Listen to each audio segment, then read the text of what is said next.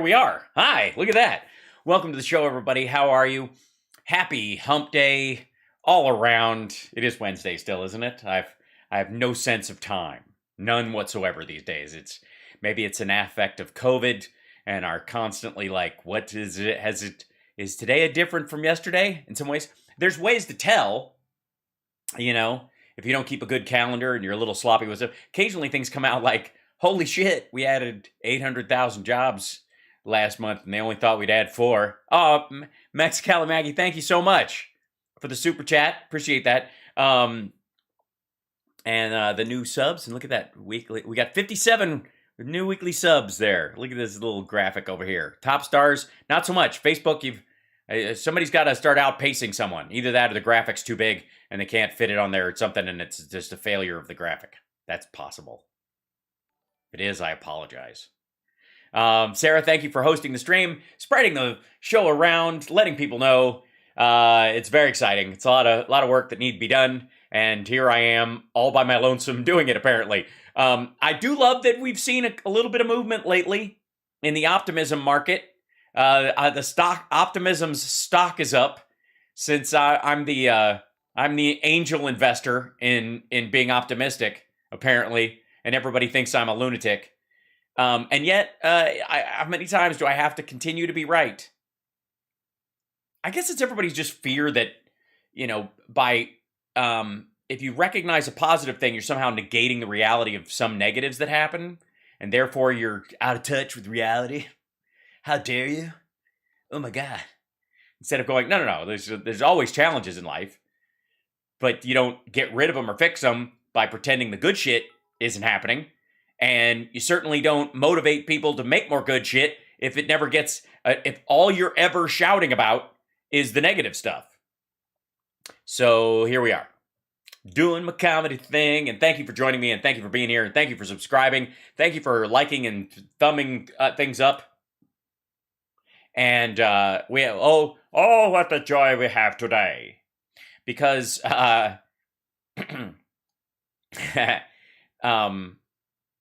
there's so many, good Lord, there's so many elements of the wacky wind-up that is going on in the right wing right now. And then, just when they thought they were getting like, here comes January 6th, and then the new economic numbers come out, and they're like, damn it! Why? How can this socialist, Marxist, communist, authoritarian dictator Joe Biden be creating such a good normal market capitalist economy? How is it happening? Stop! Someone needs put the brakes on. Get Trump back in there. Turn those machines back on. Sell. Claudia, hi. Thank you for the super chat for $5. I appreciate that. Thanks for the bits, Stargal and Johnny and actually Aaron W and Catbird 1479. You guys have some quirky names, man. It's hard to call them out. It's bad enough when you're in person, you meet somebody. Oh, this is what's that name on your lapel there? That's going to take work. That's got some heavy lifting. Siranar Paharjaman. All right, cool. Knocked it out. But when it's somebody's like nicknamey kind of thing, it's always work. Level 2 hype train already happening in Twitch. Thank you for your love and support, which we'll need more of because I'm taking on a publicist for the show, and that was a sweaty meeting. It was very good, but these things are expensive. I feel like I'm releasing an indie film for how much it's going to cost me. But it's the only way we grow the show, and the only way I can effectively, metaphorically, curb stomp my competitors and get my message of love, light, support, and goodness and optimism out there, while also mocking the awful among us. And I think that's also my value and job here. This is just the reality of it. Okay. Crack. So fingers crossed. Hopefully we'll get there. Who knows? It was a sweaty meeting. Yes, it's a different kind of thing. Lurking in the shadows is fine. Thank you, Kimberly. I try. I got to work. If I'm going to be the hero of a lot of people, I got to work on my shoulders. I got to add a little bit on there. I've got my wings happening. These are happening. People have been tracking me. They've been like, development. Got the flat spot under there, which is how you there's definition instead of having a hi Betty, Hi Betty. You ready to the bingo wave? You wave your arm and the bottom part goes blah, blah, blah, blah, blah. So Aggie, hi, welcome, thanks. And everybody say hi to CSL, doing the hard work. January 18th, Whiskey a Go-Go. The Ultimate Jam Night is coming back, and yours truly is hosting because Paulie's out of town doing a show in Argentina. And so I will be singing about 5 songs that night-ish. And then February 1st, I will be performing with Nerd Halen on the Ultimate Jam Night at the Whiskey doing the Eddie Van Halen tribute show. So we will be doing 2 Nerd Halen songs there, and it will be full of amazing musicians celebrating one of the greatest musicians of all time and the greatest guitar player ever. And then Monsters of Rock Cruise, and January 21st and 22nd, I will be at Cobb's Comedy Club. If you're anywhere within the San Francisco area and you feel like braving your way in there, bring a garbage bag and head down to Walgreens and then come on over to my show.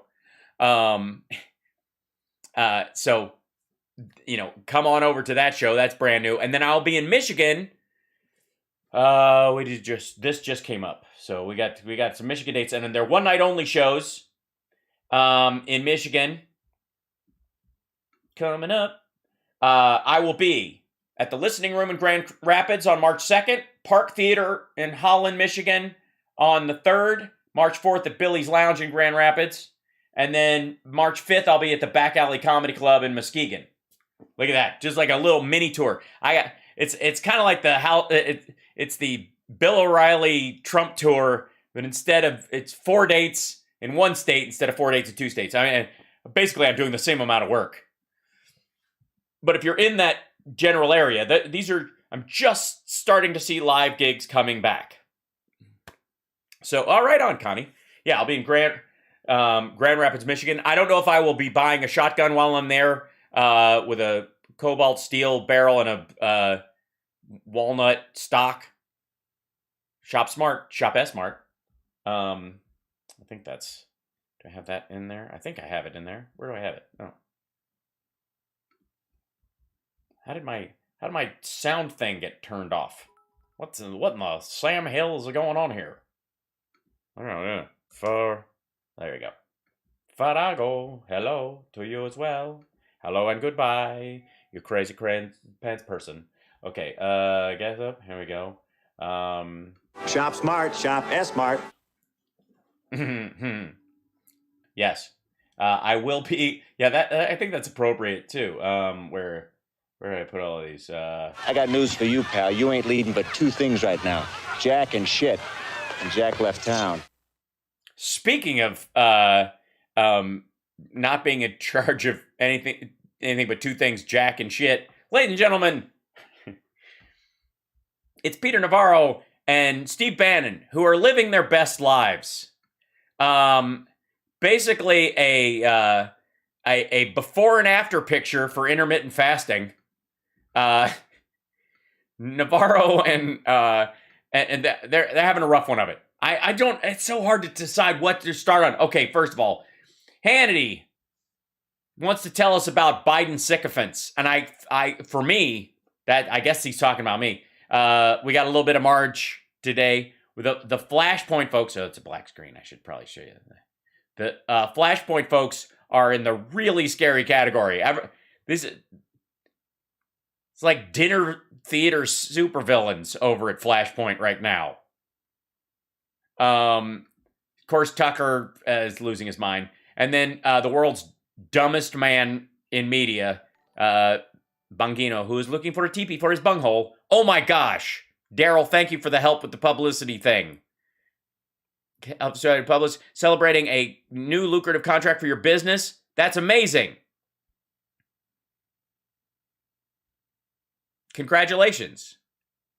And then, of course, Dinesh D'Souza's on Laura Ingraham, because you can never have too much stupid in one place.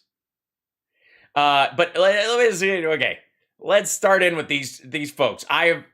People have been passing. I have not watched this, but people have been passing around a little 1 minute clip from this segment where they're together. And by the way, Peter Navarro is, of course, live on the set of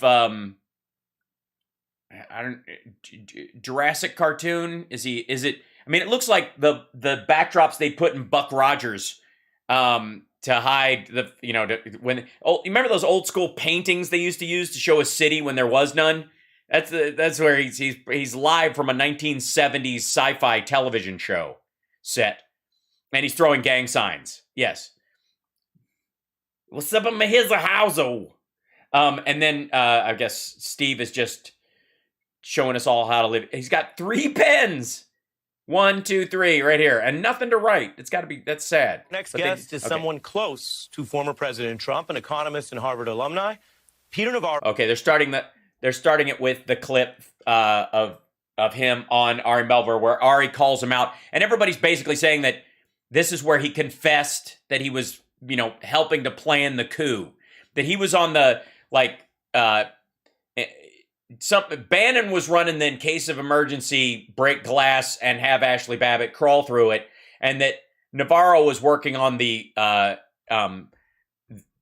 gray area legal premise of Trump taking over so that they could delay the count so that the people who were breaking the glass would have time to find Mike Pence and use him as decoration. Served as a senior Trump administration official, including as assistant to the president. White House trade and senior economic advisor Peter Navarro. Joining me now is Peter Navarro. Trump vet Peter Navarro is leaking their own January 6 plans. Assistant to the president and director of the Office of they put a hot cut together. Manufacturing Policy. Peter Navarro. So Peter Navarro just admitted out loud what 100 lawmakers were willing to do on January 6th. Former White House trade guy Peter Navarro. As you can tell, a man often in the news, Peter Navarro is our guest tonight, and his new book, In Trump Time, is out now. So he's selling a book, A Journal of America's Plague Year.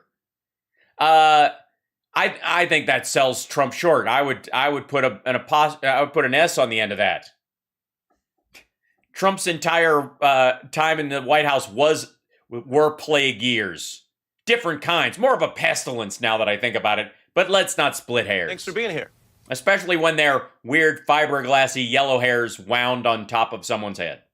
All right, great to be with you. I guess I am the trade guy, but tonight I think I'm the January 6th guy. The In Trump Time book shows unequivocally that both Stephen K. Bannon and President Trump should be exonerated. Any violence on Capitol Hill on January 6th. And what I show in the In Trump Time book is this plan we had called the Green Bay Sweep, clearly between constitutional and legal lines, to basically have...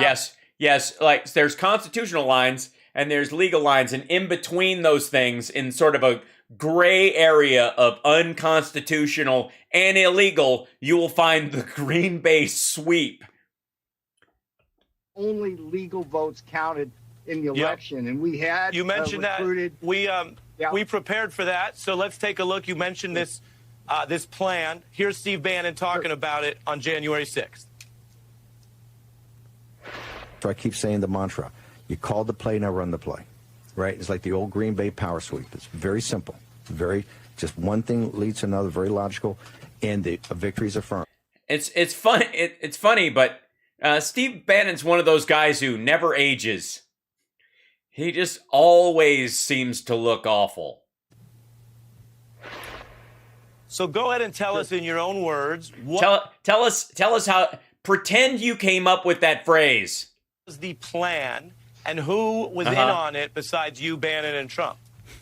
Sure. The backstory is while I was in the administration after the election, Thanksgiving, I produced what would be an exhaustive 3-volume report. I went over tens of thousands. It was exhausting. Pages of documents and proved that the election was in all likelihood stolen through fraud and election irregularities. That's the background. On January 6th, the Green Bay Sweep plan. That's false, but the question for the start of the interview. We'll Yes, it disagree is about fine. that. But Yeah, agree to disagree about the entire premise of the book I'm selling while I'm making these weird Illuminati horn goat gang sign witchcraft points. Also, is he left-handed or is he a right wrist watch wearer? Interesting. We'll find out. But inquiring minds want to know. the question for the start of the Okay, interview. hang on. Hold. Can Denver just? Okay, thanks, Denver. That worked well. So Navarro, step number one. Yeah, Denver, that's just pause the it. point. Pause it. Hit pause. Yeah, guys, high tech. Really well done, by the way. I'm glad you've put the money in. You've got staff working there. Somebody, I don't know where they are. Are they up the chimney running the show from there, Steve, so that you can have the clean background so that... Fucking hell, am I the only person who works to make their show better?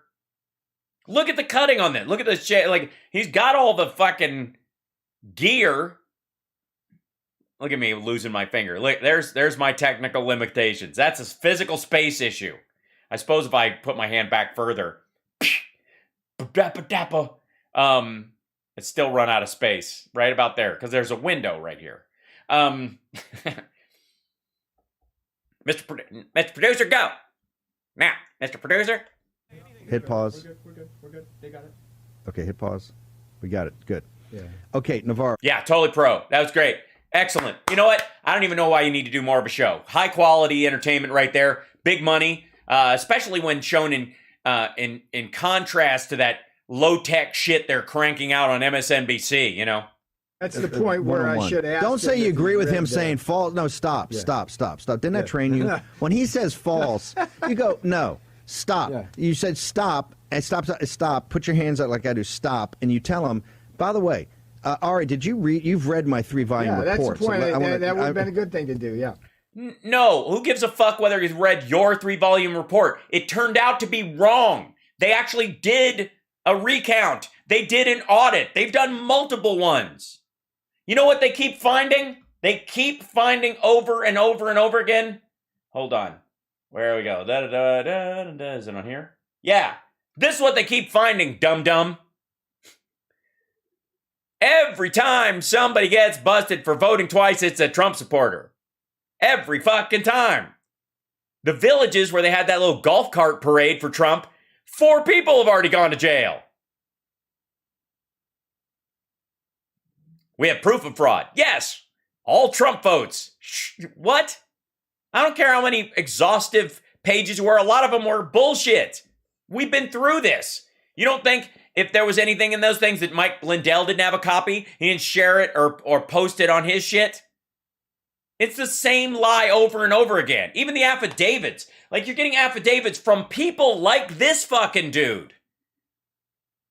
I know for a fact, Your Honor, that some people voted twice. How? I saw it with my own hands.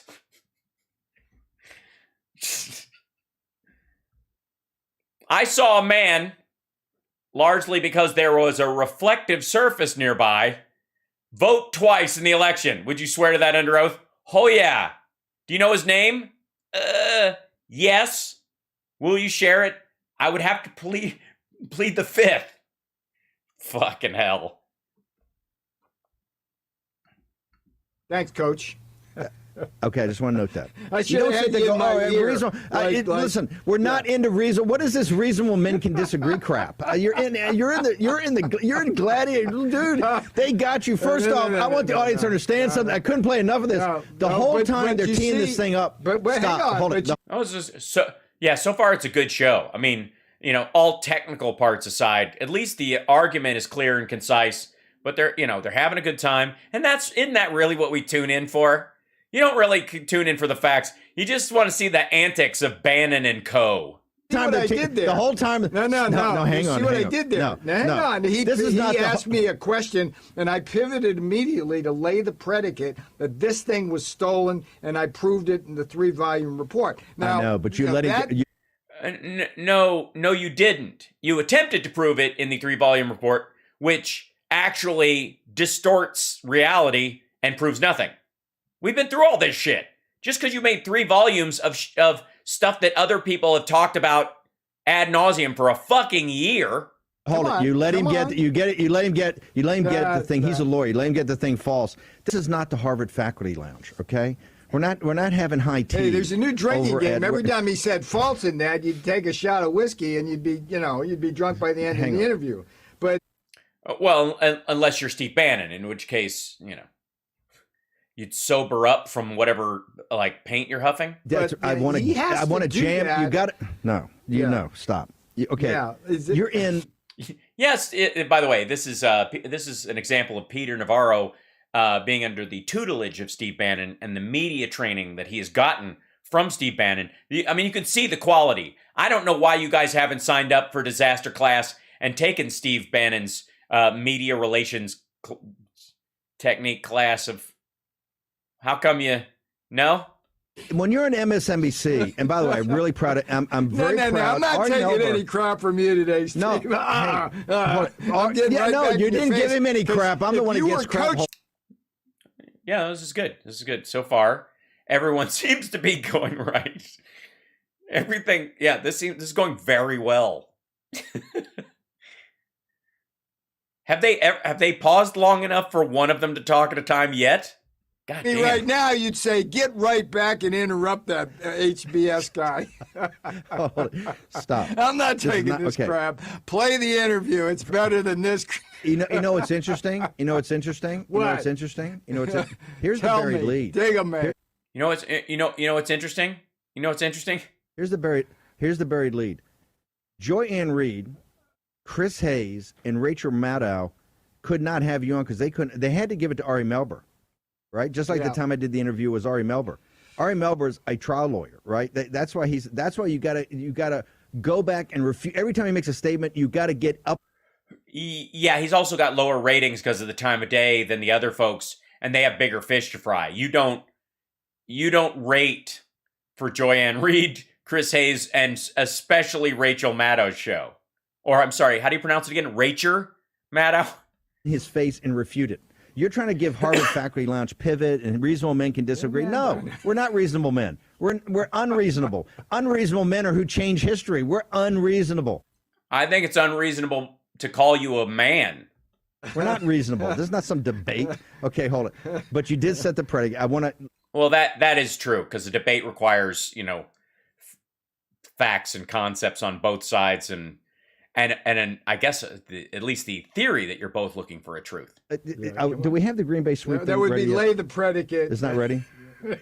Okay, Denver. Let's keep rolling this tape. Audience, here's what we're doing. We're going to deconstruct this as we go on. It was an epic night, just like Joe Rogan and Dr. Malone. Ari Melber had the guts to have the wild man of wild men, Dr. Peter Navarro, on his show for 20 minutes, virtually uninterrupted. Let's go. Let's continue to play it, Denver. Say anything, sir. I'm asking you. The question is, what was the plan itself and who was in on it? Exactly, and I'm going to tell you that. The plan was simply this. We had over 100 congressmen and senators on Capitol Hill ready to implement the sweep. The sweep was simply that. We were going to challenge the results of the election in the 6 battleground states. They were Michigan, Pennsylvania, worked out very well. Georgia, Wisconsin, Nevada, and basically. Which, by the way, is what they'd been doing for 2 months before this, and failed miserably again and again and again. Yeah. These were the places where we believed that if the votes were sent back to those battleground states and looked at again, that there would be enough concern amongst the legislatures that most or all of those states would decertify the election. That would throw the election to the House of Representatives. And I would say to you here, Ari, that all of this, again, it was in the lanes legally. It was prescribed by the Constitution. There is a provision to go rather than. No. Using legal means to carry out something illegal, which is send the electoral votes back to the states, have people there, make sure that they can gum up the works so that it has to be a congressional choice, knowing that there are more, even though there are more people represented by Democrats in the House than there are people represented by Republicans in the House, there are more states represented in the House Hence the imbalance that happens in the Senate. And if you went 1-to-1, the Republicans outnumber the Democrats state to state, and therefore they could overrule the election by a vote in the House. It's gaming the system. You can't claim that the system rocks and then try to find weasel ways around Electoral College to the House of Representatives, and all. Yeah, it's basically, by the way, trying to use the Electoral College mentality to override the popular vote across the country, and in this case, particularly subvert the Electoral College in the process. It's required was peace and calm on Capitol Hill, and at 1 p.m. Senator Ted Cruz and Gosar, a representative, started the Green Bay sweep beautifully, challenging the results of Arizona. Here's the most important thing I can tell you about this. Okay, hold it. Hang on. This is where he cuts me off, which is unfortunate. No, because you were a little bit wandering there. As a host, I can tell you when you. Jesus Christ! No, he's not wandering, Steve. This is Ari Melbourne going, oh, this asshole is unwinding the whole thing. He'd interrupt if he wanted to stop you. If he was trying to harm you in any way earlier, he would have interrupted earlier. If he was trying to help you out, he would have gone, no, well, that's not what you, I mean, it makes it sound like you're trying to subvert the entire system or democracy. You might want to rephrase that. You know, the way Sean Hannity did with Don Jr. and where he's like, we'll take a break and come back after I've coached Don Jr. in how to not say things that in a way that will get him in more legal trouble than he's already in. He was giving you plenty of time, plenty of runway. Can we play the Green Bay sweep? Do we have the Green Bay sweep clip? The analyst, is that ready to go? Can you tell me it's not ready to go? Okay, let me know when it's ready to go. It'd be perfect. Yeah, I'll let you know when it's ready to go. This is good. So far, this is great, though. I'm going to put it in here right now. Saying, okay, let's continue to roll, Denver. Look at this shitting on the staff. Here's a good idea, asshole. Steve, get yourself a fucking Stream Deck and have somebody put the clips in. You can run them from your fucking desk with a single button hit, asshole. And you don't have to shit on your staff. Oh my God. This is getting very close to Mark Levin territory where, you know, because he's responding to something, he could stop and start it just like I do with a little button with a fucking space bar, but he can't be bothered. He got 3 pens on his goddamn shirt and a bunch of shit on his mantle and a pen in his hand. How much ink do you fucking need, dude? This is great. What does he sit on toner cartridges? What is happening? You can't stop and start your own fucking videos? Ugh, just lazy. Sorry. I know nobody gives a shit about this but me, but son of a bitch.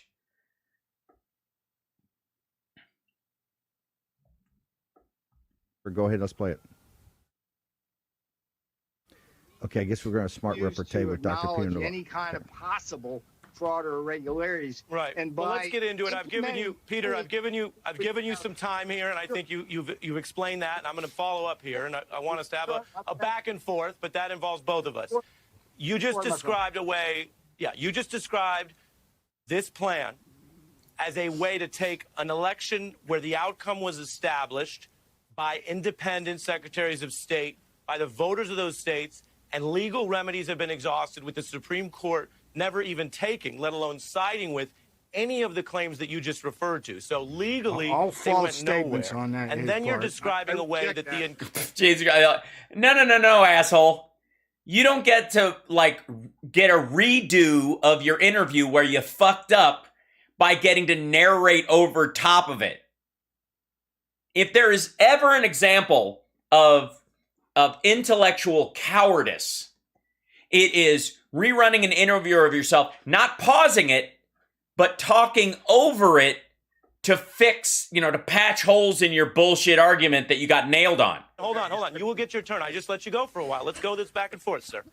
Then you will use the incumbent losing party's power, that was the Republican Party that was losing power, to overtake and reverse that outcome. Do you realize you are describing a coup? No, I totally reject many of your premises there. First of all, the election was still in doubt and would be until it was certified. Second, the idea that secretary. It was it was already, the vote was already certified. They were doing the electoral count. Like, there's no, it wasn't like the doubt of these assholes dropped off the fucking cliff at midnight on the 20th. Secretaries of state, particularly in Michigan and Pennsylvania, were like innocent parties. I mean, Jocelyn Benson and Kathy Bookvar, the secretaries of state in Michigan and Pennsylvania. Okay, they let were me have put this. in power. Denver, you go ahead and put it on pause for a second. Okay, and by the way, again, and apparently somebody in the staff said he throws, in the chat says he throws pens at his staff, and that's why he needs more. What kind of even as an abusive boss, he's lazy. I mean, if you're going to be a complete asshole, throw the pen at them, and then tell them, pick that pen up and give it back to me. Yeah, don't half-ass you're being a dictator at work. The Wall Street Journal op-ed or opinion piece today on the election count act of, was it 1876? Peter, it'd been nice to invert this here instead of going after the individual Secretary of States. The purpose is Jay Corman had sent a letter. This thing was still far from. It was about the certification of the electors in the individual states. And I was never a guy that said go to the courts. Go to the courts is a not a plan B, but it's a parallel track. Yeah, it's a parallel track. You do that while you're taking a shit in the Capitol building. This is still about the state legislatures. And the Commonwealth of Pennsylvania had already sent a letter. Arizona, these guys were about to. And we're about to have 24 hours of debate, 24 hours of evidence. Yeah, it's weird. They were about to do that, and yet after a full forensic audit and two more recounts, how many did he do in Arizona? Was it 3 total recounts before the fucking full-on panda shit audit? He's acting like no new information has come in since January 20th on any of this shit. After this dickhead attempted this using people they had in position in Arizona, single electors, single state senators trying to run interference for these assholes for Trump. They're going to pretend that they didn't have multiple recounts. Look at this stuff again and again. Good God. In the House and the Senate. It was the Electoral Count Act. It's also the Electoral Count Act, right? But I'll let you go ahead. Let's continue to roll Ari and just let people I think, Steve, the important point here is the assertion that by Ari that all remedies were exhausted. But exactly. that was just totally counterfactual. I mean, the fact that I would like to apologize to any person who's hearing impaired watching this. I don't know what the fuck he's saying, but it can't be good.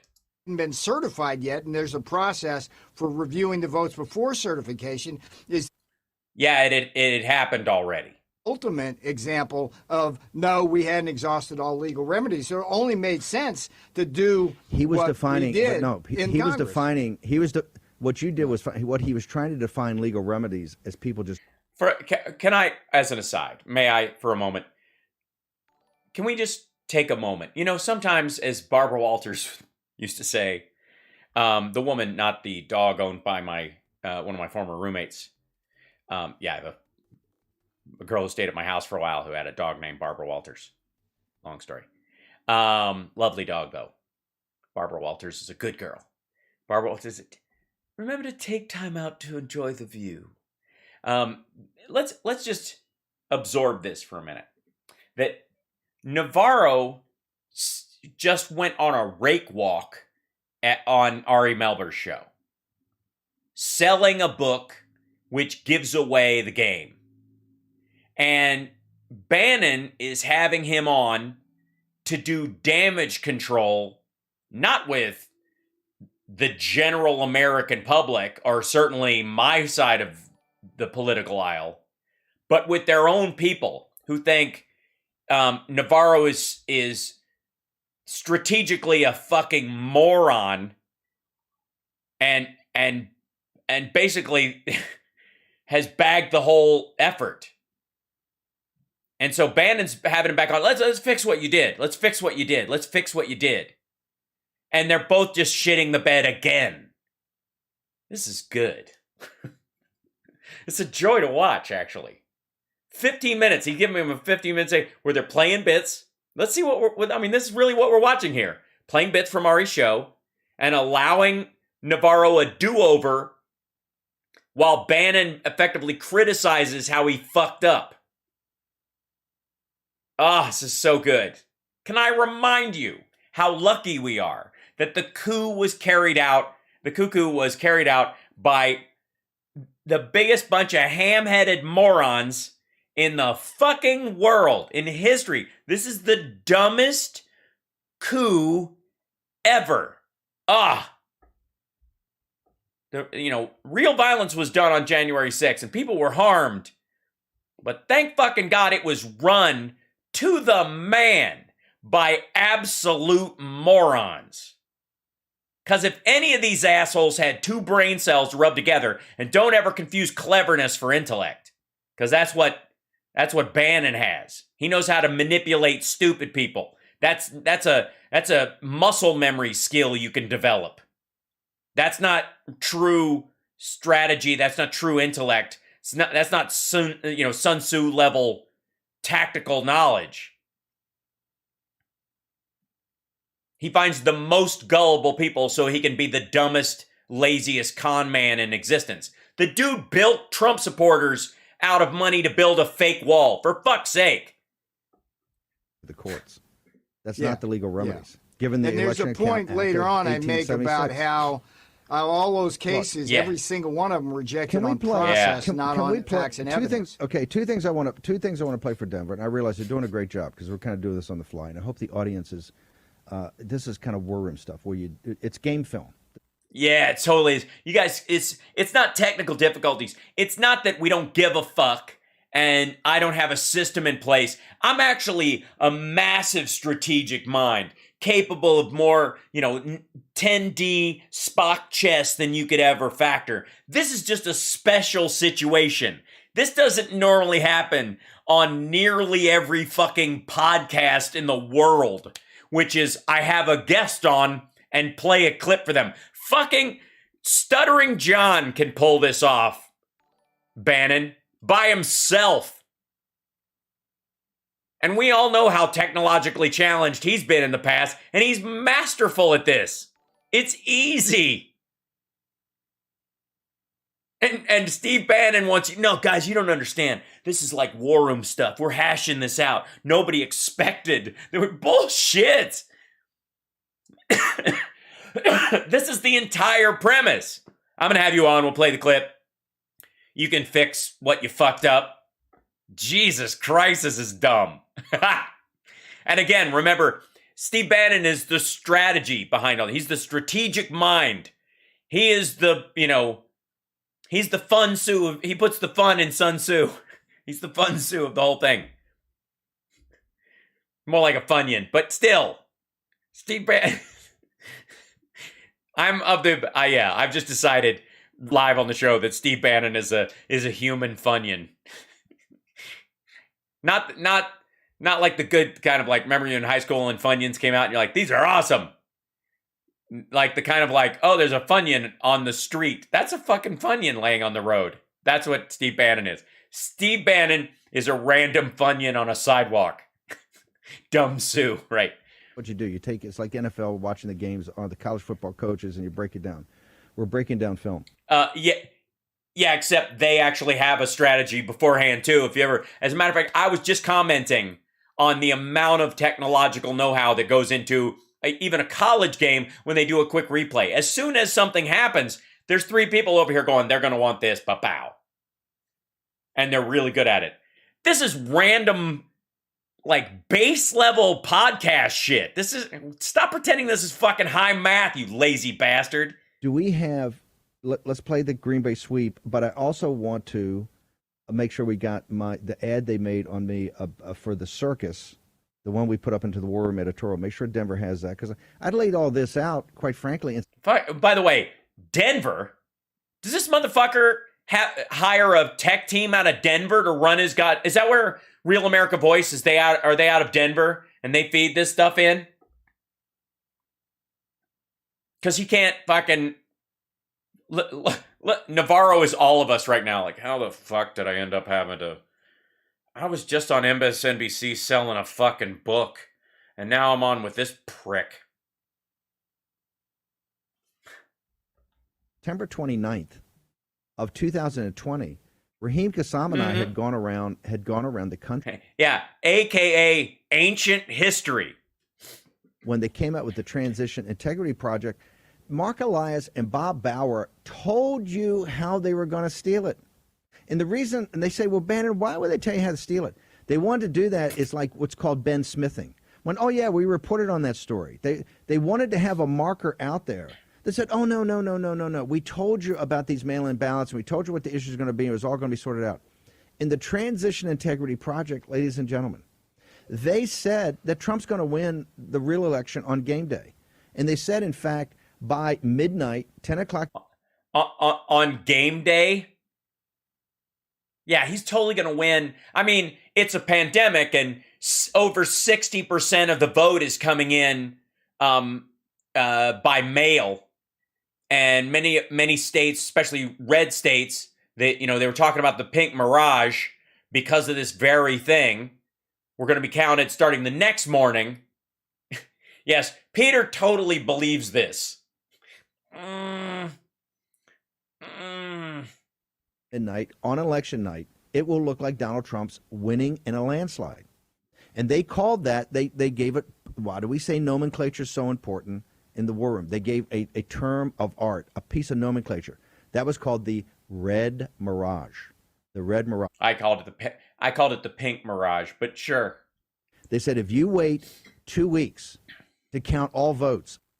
The fuck they didn't say 2 weeks. The red mirage would be the night of. They were thinking the next day, and it was settled the next day. They were dicking around till Saturday, but everybody was like, yeah, it's definitely Biden's. Now we're just fucking waiting for, like, they were just basically stomping the brake pedal everywhere they could. Remember, they never say legitimate, legal, chain of custody. Hello, Georgia. Chain of custody, certifiable, legal votes from American citizens. They never say that. Because they shouldn't have to, fucko. If they're not legal, they're not votes. Counting every vote means we are to assume that they are legal and from citizens, dipshit. We don't have to say that. We're Democrats. You just think that some people shouldn't be allowed to vote because by any means necessary, the disenfranchisement of every citizen in the country is the goal. I mean, it's the Paul Ryerock message from fucking 1980. They say if you wait, in fact, Transition Integrity Process, if you wait 2 weeks to count all the mail-in votes and all the votes, all, underline all. Yes, all the legal votes, because technically speaking, if they're illegal votes, they're not votes. They're pieces of paper with scribbles on them from non-citizens or dead people. They wouldn't count. Those aren't votes. Counting all the votes assumes that they qualify as votes. You fucking warthog anal cyst. But Joe Biden will be named the president in 2 weeks. And they said, what we have to do is prepare. This is the Democrats. We have to prepare for, the Bannons of the world and all these crazies sitting there going, Trump won. Yeah, exactly. We knew what you were up to. Landslide. Let's lock it down. It's all over. Bob Bauer and Mark Elias, who had gone around, and remember, the reason I said something was going on here, we used to have Bill McGinley in here, and we did it on election night. Why was our election night coverage so great? Because we talked about this. Back in June. I think actually your election night coverage was so great, and I only checked on it a couple times because I was up all night doing my own election night coverage, and I stayed up all fucking night. Hand-holding America, letting them know it was going to be all right. And I checked on Steve Bannon's bullshit a couple of times on my phone, and it was just the flop sweat was the best part. That year, remember, go back in time, during the riots and the melt. Somebody's asking, Beantoes is saying, how do we know that Trump didn't give pocket pardons to all these people before he left on January 20th? Because we know who he did give pardons to. He pardoned Steve Bannon specifically, and the pocket pardon idea doesn't work. It's got to be overt, not covert. Yeah. BLM and Antifa in Portland, Washington, D.C., anarchy in New York. What did they do? they had primary elections with mail-in ballots.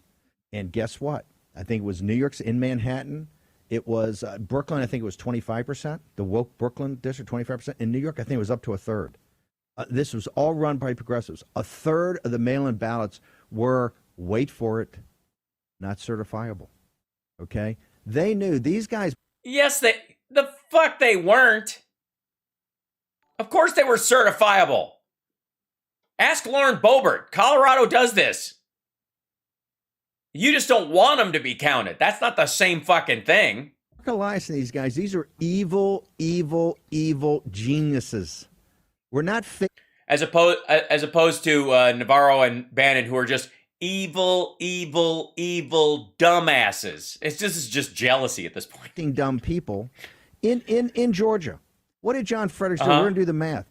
A kid made $45,000. Okay, $45,000, $10 a ballot. Why would somebody pay that kind of money? When you aggregate up from the 240, you're going to get into what, 11 million bucks. Why would people? Why? Because you control the most powerful nation in the history of the earth. Okay. Well, yeah, that's why people in the villages voted in multiple states. That's why Texas doesn't want a full audit, except in blue counties. Because if they audited the rest of them, they'd have to look at the ES&S machines. Because, yeah, and again, Trump was in charge of the most powerful democracy in the world. And apparently he got fucked out of power by like 8 black volunteer workers in Atlanta. You control where this $5.25 trillion budget that we can't get passed. This is what the continuing resolution is about. This is about their control. Only in the dark of night, from 2 a.m. to 5 a.m. can they actually steal. And this is what I'm telling Democrats: your days of stealing are over. None of this stuff on federalization. Well, they were. I would argue, Steve, they were over before they started because they didn't fucking happen. And all the theft that we're finding so far, and you guys are doing all the goddamn looking. The dude who actually busted this guy and the other people at the villages who voted twice quotes the Trump Rudy Giuliani line that they have hundreds of affidavits. If there's hundreds of affidavits, there must be some voter fraud. He's literally quoting the Trump line in this when he's looking for voter fraud. What's he finding? Republicans that voted twice.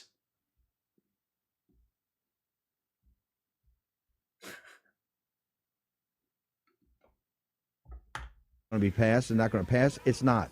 What new and every time you come up with a new thing, we're going to stop you. We're going to expose you. We're going to. Are you? You just you mean like the rescue package and the infrastructure bill and the jobs gains and the vaccine process and the reopening of schools, churches, and businesses? And what are you going to stop, Steve? Besides, by standing between me and a window, stop fresh air. What are you going to stop? Block you, because our objective is to kill this illegitimate regime in the crib, and we're proud of it. We're proud that you're in the crib, dude. In the crib, we're almost through the first year. In 2 weeks. 2 weeks. In 2 weeks, this regime is well out of the crib. It's going to be 25 years old if it's got a 100-year lifespan. It would be, in dog years, it's almost 25. It's already graduated from college. It's got some time under its belt. In the crib, that ship has sailed on January 5th, much less, on the 6th itself or on the 21st. Like a stone, and we will never, ever, ever relent. Okay? Yeah, it's tough words from a tough man who looks like human gristle. This is not a man who relents. Not in his skincare regime, not in his collection of pens, not in his dental hygiene and flossing regime, not in his going to garage sales and buying weird pictures of Jesus. Not in his buying of accessories and putting them on, or we can do hard things. Is that, I'm sorry, is that the mantra that his sexual mate has to say to themselves before, oh God, the torture. We're never going to relent. Yeah, you're never going to retreat to an apartment in D.C. and fight a subpoena instead of telling the truth while podcasting bullshit and running interference for the rakes that Navarro, like throwing himself in between the Navarro rakes and then going, you know what, fuck it, whack. Good God. Yes. If genital warts wore headphones, Steve, and all of your next level naval tactical team, we're shaking in our fucking boots over here. We're all, I'm sure, I know my chat is just, we're all very nervous whenever we see you. Mainly because as much as we try to be understanding, a lot of us have an ick factor that kicks in that nobody can, no one has a stomach that strong. Yeah, this is the recent interview, Linda. This is a freshly shit in bed that Navarro did. Yeah, we're all really worried about the tactical effectiveness of the Bannon machine.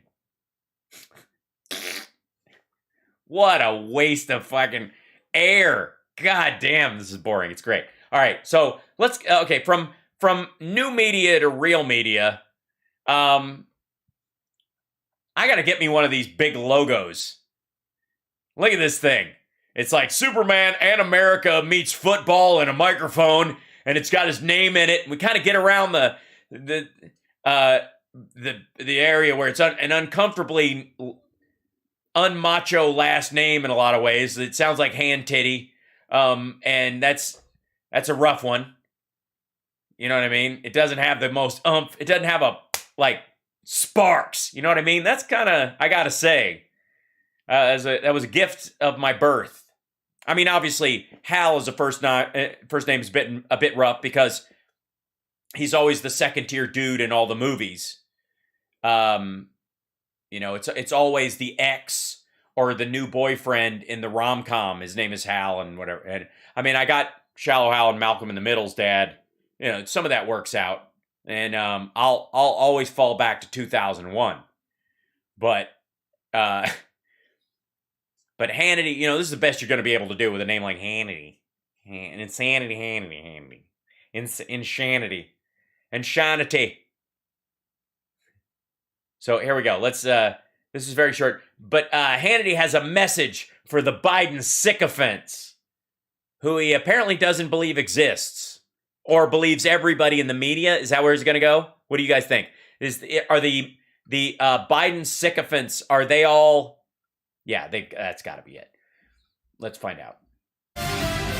Ding! Music. I have an important message to all you elected swamp creatures in Washington, D.C., your willing accomplices, your press secretaries, and the media mob. It is frankly repulsive. Hey, wait.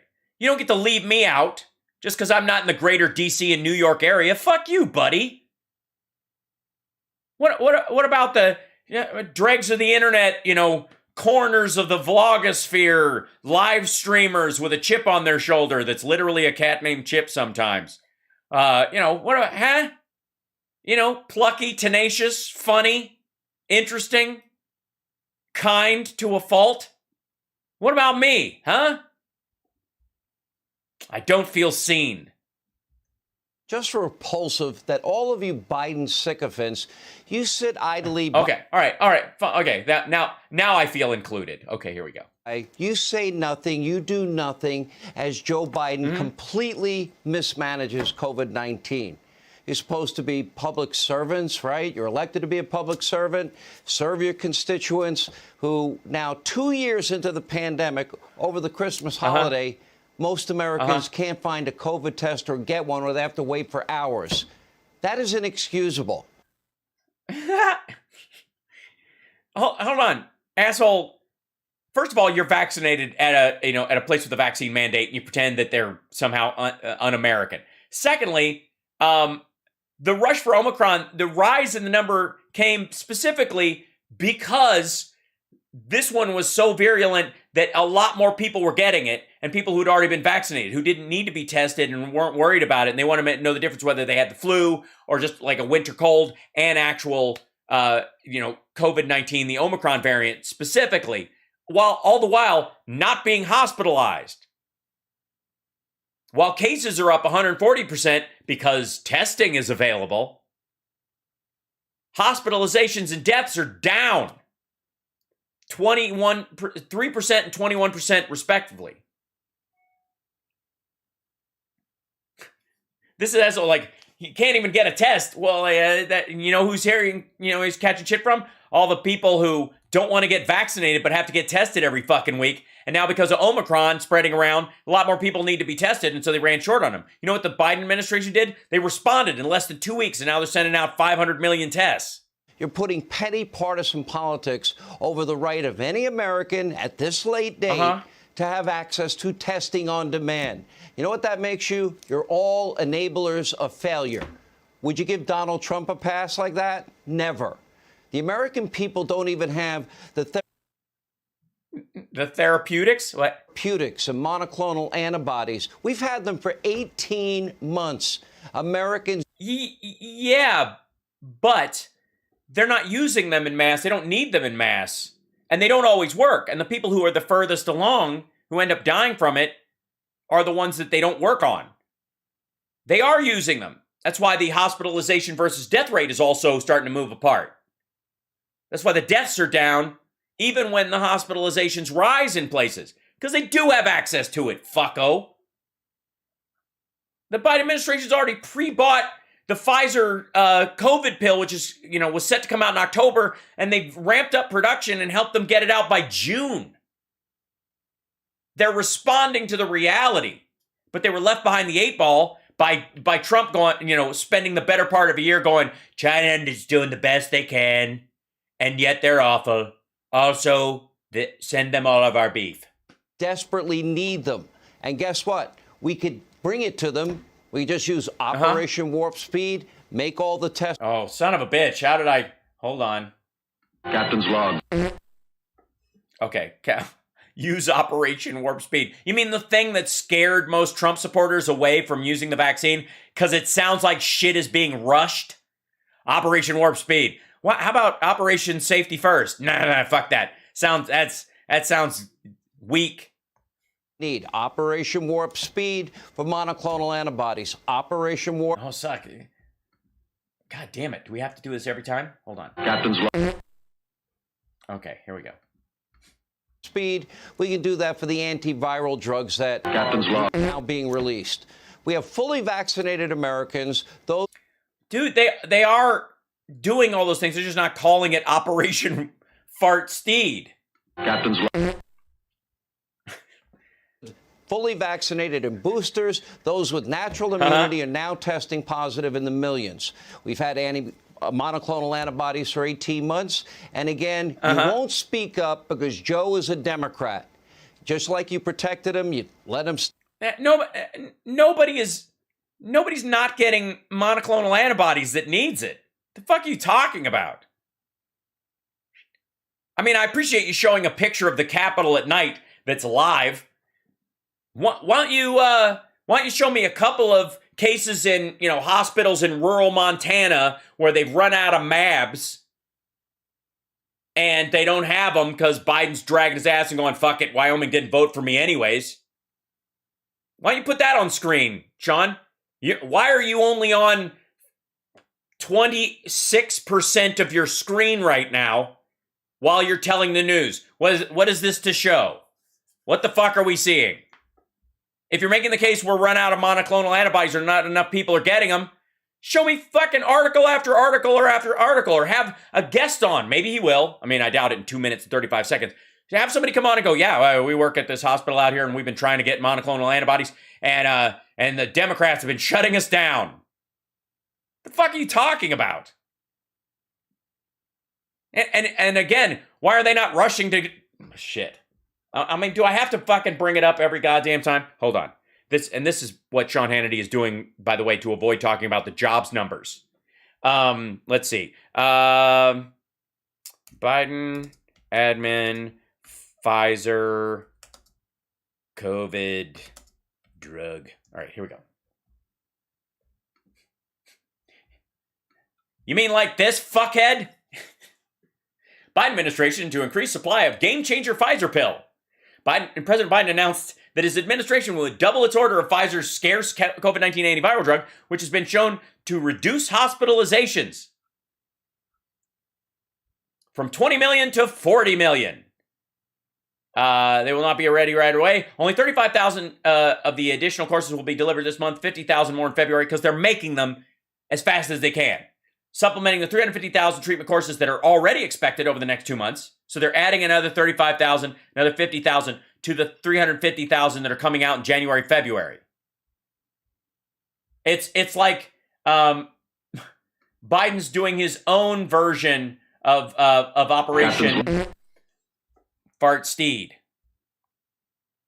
Yes, and monoclonal antibodies aren't necessarily helpful with Omicron at this point. They don't know. They save them for the people with Delta, which is going to fuck you up. And again, nobody's not getting them. The fuck is he talking about? There was a rush on tests because Omicron appeared, and it spread really fast. That was the one marker of it. It also, a lot of people are riding it out. In the candidate protection program in 2020, you let him be in the presidential protection program now, and that makes all of you repulsive. It is beyond inexcusable. When do you stand up?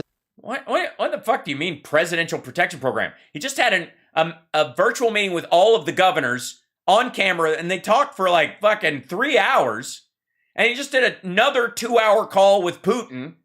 And they're still doing other shit. What are you talking? Like, again, this is so lame. This is where they're using the fact that Trump was never working and always in front of a microphone to when somebody actually goes and does the goddamn job, and they're like, "Where's all the footage? I need more footage of Biden fucking up." All we've got is, can he do at least 2 stutters a show so I can run it on a fucking loop? Meanwhile, was Hannity running any of the? Look. Any of that stuff? Was he free health care for illegal? Look. Did he ever? The Burmese executives. So this Burmese, they say, pronounce it Burmese. Yeah, did they run any of this shit? De-engineering action replays in magnified fashion. No, did Sean, did you run a fucking loop of that stuff? Because that was just in the last year.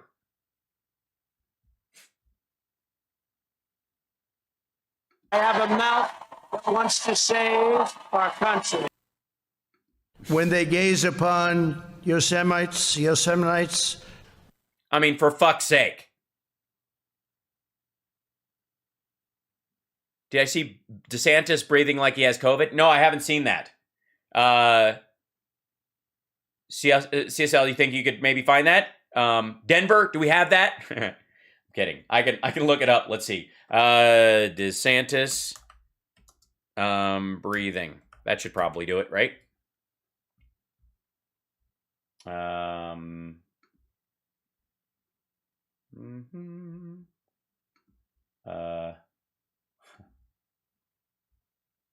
Is it on Twitter probably? I would guess. Whoops. Who's our Florida DEO secretary.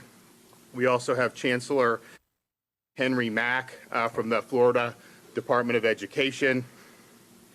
Brad Ferguson, Senior VP and General Manager, Skywater, Florida, and Dale Miller, Site Director, Skywater, Florida, as well as Representative Fred Hawkins. Manufacturing is something that we need to do better job of. And we've worked really hard in Florida to have more opportunities with vocational education. We have expanded our manufacturing footprint in the state of Florida, and we want to continue to be able to do that as we go. That dude is, as someone who's fought a fucking cough the last couple of days, that's what that is. That moment where you're still talking and you're like, I have a cough coming up. Can I push it back down? This is bad. I don't think he'll die from it or whatever, but this isn't good. This sounds terrible. He sounds like he sounds like he's walking stairs during an interview. Forward. Semiconductors are a huge issue. If you look at how the supply chain works, we are overly... We're overly dependent on other countries. Yeah, Arizona's got that handled, fucko. We're not building semiconductor facilities in Florida in swamp territory. They like dry weather and cold underground. So you're going to lose to Seattle, Northern California, and Arizona. Dependent on foreign nations, including Taiwan, which is a good ally of ours, but which is one that, which is one that is under really serious pressure. Dude, fucking, here's the thing. Stop being a macho prick and take the days and go, yeah, I got Omicron, it's fucking with me, but that doesn't mean we're going to do blah, blah, blah. And, like, this is terrible. This is a bad idea. It's like when Trump walked back from the hospital and was like, everybody's like, the dude was near death, and he was, like, probably shaved a year off his fucking life just to show off, and he took his mask off, and he's like, remember that shit? I'm the Communist Party of China. And so we have an opportunity to do more here in the United States. And I think the more we can do manufacturing of semiconductors here, the better off we'll be. So today, I'm proud to be awarding $6 million to build infrastructure that will connect southern Osceola County to the emerging Neo City Technology District. This district is already home to 6 companies, including Skywater Technology, a U.S.-owned and operated semiconductor foundry. Oh, yeah. That's that fucking, man, that's that cough ripple when you're trying to not cough, right? Right?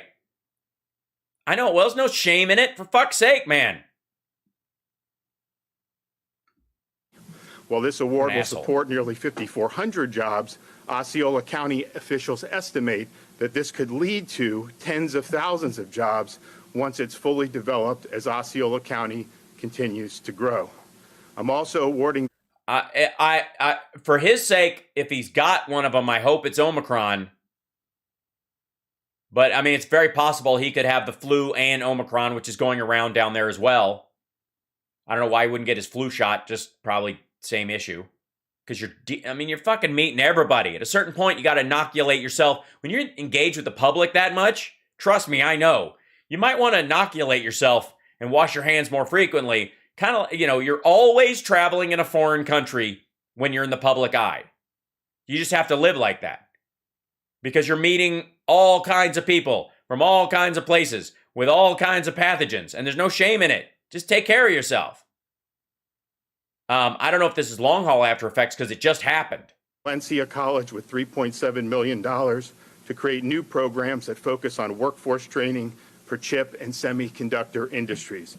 Through this program, students will be able to be certified in operating, repairing, and designing the robots that are used to create semiconductors in just 14 weeks. Valencia estimates that in the first 2 years, 100... Fucking hell, dude. Take better care of yourself. Again, like, I can't stand that fucking dude. I think Hannity is a disgusting human being. I don't want him to get sick and die. I don't need anybody to lose lung tissue because I disagree with them politically.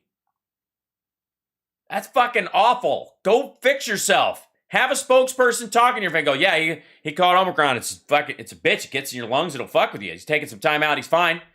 He'll recover, but he's being smart. As a smart executive, he's doing what he would tell other people to do, which is take some time and heal so you don't spread the disease and so you don't kill yourself. What the fuck? Grow up. God damn it.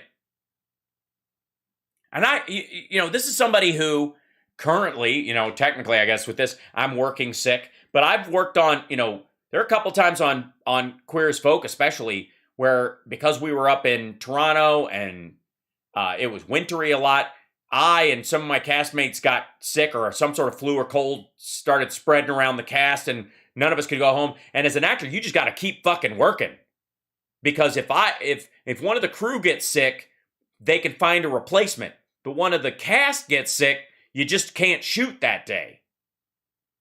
They can shuffle some stuff around for a day or so, but if you're out for more than a day or two, you fuck the whole episode. You endanger your job. So people work sick all the time for other people. If it's really dangerous, people will bail out. 20 people will be able to graduate and immediately find work. Right. Meanwhile, I'm sure Hannity texted him, the Canadian flu, right? American people. You know, what did Joe say? He said, I'm going to shut down the virus. There's no federal solution. You need a test, just go out and Google it. How about for once, you stand up for the American people and what is right, and that would be testing on demand, therapeutics on demand. First of all, what the fuck does testing on demand mean? Like they Uber to your goddamn house? Yes, I don't sound like DeSantis. That's right. That's because I treat my body better than he treats his in all reality. Oh, thank you, Andrea. Welcome. Testing on fucking demand. What kind of socialist bullshit is this? I'm serious. Like, this is the asshole who was like, because there's no federal response because we got to work with the states. If the states don't have testing available on demand, the federal government can support them if they ask for it. But if they're not fucking asking for it, or in the case of like Abbott or other places, they're stiff-arming the federal government until it's too fucking late. How is that Joe Biden's fault, asshole? This is the exact opposite of what was going on with Trump. The states were asking for help, and Trump was stiff-arming them. The opposite is true. The Biden administration, anything we can do, you let us know. We'll get you what we have. If we need to get more stuff, we'll start ordering it for us. Let us know. And there's like a bunch of Republican states are like, fuck it. It's over anyways. Who needs it? People don't like to get tested anyways. We've got other solutions. And antivirals on demand. Not that complicated. Yeah, it's not that complicated. Testing 340 million people on demand anytime they fucking want. That's not that complicated. Antivirals on demand? What the fuck do you mean on demand? Again, may I remind you, this asshole thinks that Medicaid and Medicare are socialism and that they are going to lead to communism and that the NHS in England is the sign of the end times. And then he's like, on demand, I want testing on demand, I want antibodies on demand, I shouldn't have to pay for it now, and you're like, they're doing all that stuff. What the fuck does testing on demand? What kind of commie bullshit is this? Hold on, wait. I feel like I don't want to say that I disagree with him all the time. Some people might find themselves agreeing with him. Why would you think such a thing? Finally, it is nice to have you join the team, Comrade Hannity. Yes, the government should supply all things to all people on demand. Now, we can demand that you stand in a line and get it with toilet paper shot, microchip, they send you back home and all these things, yes? Yes! Finally, Sean Hannity has joined the Communist Party. Yeah, congratulations, Comrade Hannity. Yes, it's nice. Yes, it's nice. Hal Sparkoff is my name. Chemenchesnai Tablucha, which means the less you know, the better off you are. In Hannity's America is okay. That's all the time we have left this evening. Please set your DVR. Well, no, excuse me. The state insists that you start from the beginning and do it all again. That's you're under orders. This is how we do. I'm sorry. It's how life is. Fucking hell. I mean, is the irony? How's the irony not lost on? Is it just there's no one in the stuff? Like, do you realize what he's asking for? Like, he's basically calling for Medicare for all from the Fox studios. I mean, seriously, is there another explanation for what the fuck he's doing? Testing on demand and monoclonal antibodies on demand. On demand. You don't even have to be fucking sick. On demand. Why? Oh, so I can avoid vaccination, which is really what this is about. Right? Isn't that really what this is all about? Testing on demand and monoclonal antibodies on demand? Because that's what you want if you don't want the vaccine that's also available on demand. It actually is available. Shit. It's an episode. Hey, Sean Hannity here. Hey, click here to subscribe. Hey, click, hey, fuck off. No. All right. So, boy. Do we dare with this fucking mess? Marjorie Taylor Greene got kicked off Twitter, and now she's calling on all Republicans to leave Twitter on her behalf. And I can't believe that I'm kind of agreeing with her. Since they're not going to be part of the normal conversation, I'm sure she doesn't mean rhinos. You know, that's her. A rhino is a Republican that doesn't believe in violent insurrection.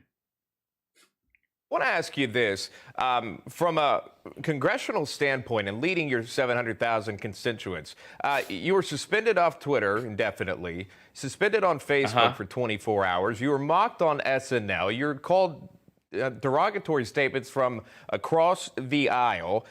Is there any... From across the aisle? You mean on both sides of the aisle or from just the Democrats? Because people on her side call her nasty names as well. I mean, I have to be fair. I do not know what party affiliation the sex guru at her gym has. Point where you say, Congresswoman, hey, politics is not what I thought. Enough is enough, and I want out. Yes. Are you suggesting she quit? And by the way, does anyone else feel like they're being rickrolled? No, never.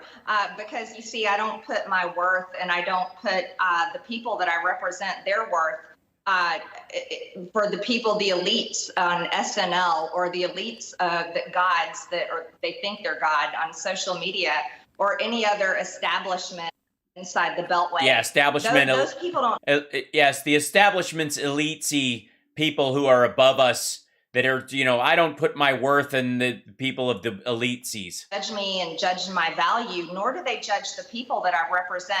I want to remind everyone that President Trump and me are the only two elected Republicans to be kicked off of Twitter. Oh, that's weird. So I see. So Republicans and conservatives alike are on Twitter. There's lots of them. So 2 out of God knows how many Republicans, you know, elected Republicans, all of them are, and by the way, she still got an account. She still got her, you know, congressional account. Her personal account got kicked off. She still gets to keep one. You know, like the rest of us. Like if the rest of us had a business account and a regular account, and then we bumped over from our regular account after we were kicked off to our business account and started posting the same shit, we'd get, no, that didn't happen to her? She should get special treatment? Interesting. Trump was permanently kicked off of Facebook. I've been put in Facebook jail many times and currently just served another term yesterday. So, but here's the deal. President Trump and myself are 2 of the most popular Republicans in the country. My polling is... Yes, yeah, but that's more of a sad state of affairs for people who still like the Republican Party. Amazing, and I'm so grateful for all the support of the people in my district, but also across the country. So I really think that it's perhaps the establishment or those that sit on the board at Twitter and maybe some of the Republicans and Democrats that they donate to. Those are the ones that need to pay attention and care more about what the American people think and feel and what they want out of the people that they elect to serve in government. Congressman Devin. I think words were said in a particular order right then. I don't know for sure. I'm not...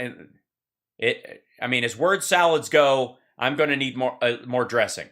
Nunes has recently retired to become the CEO of the former president's media network. Have you spoken with the former president about this media network? Do you have thoughts on Nunes retiring to? And does it upset you that I keep saying former? To join this new venture?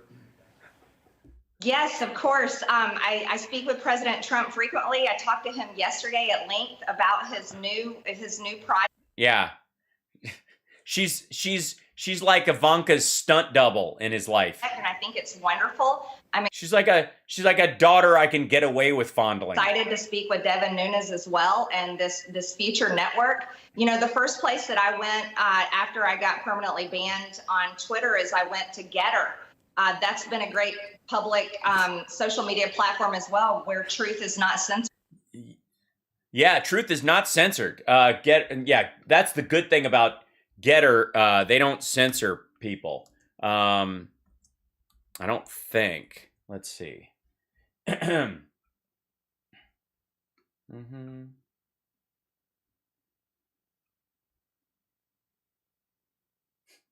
Oh yeah, that's well,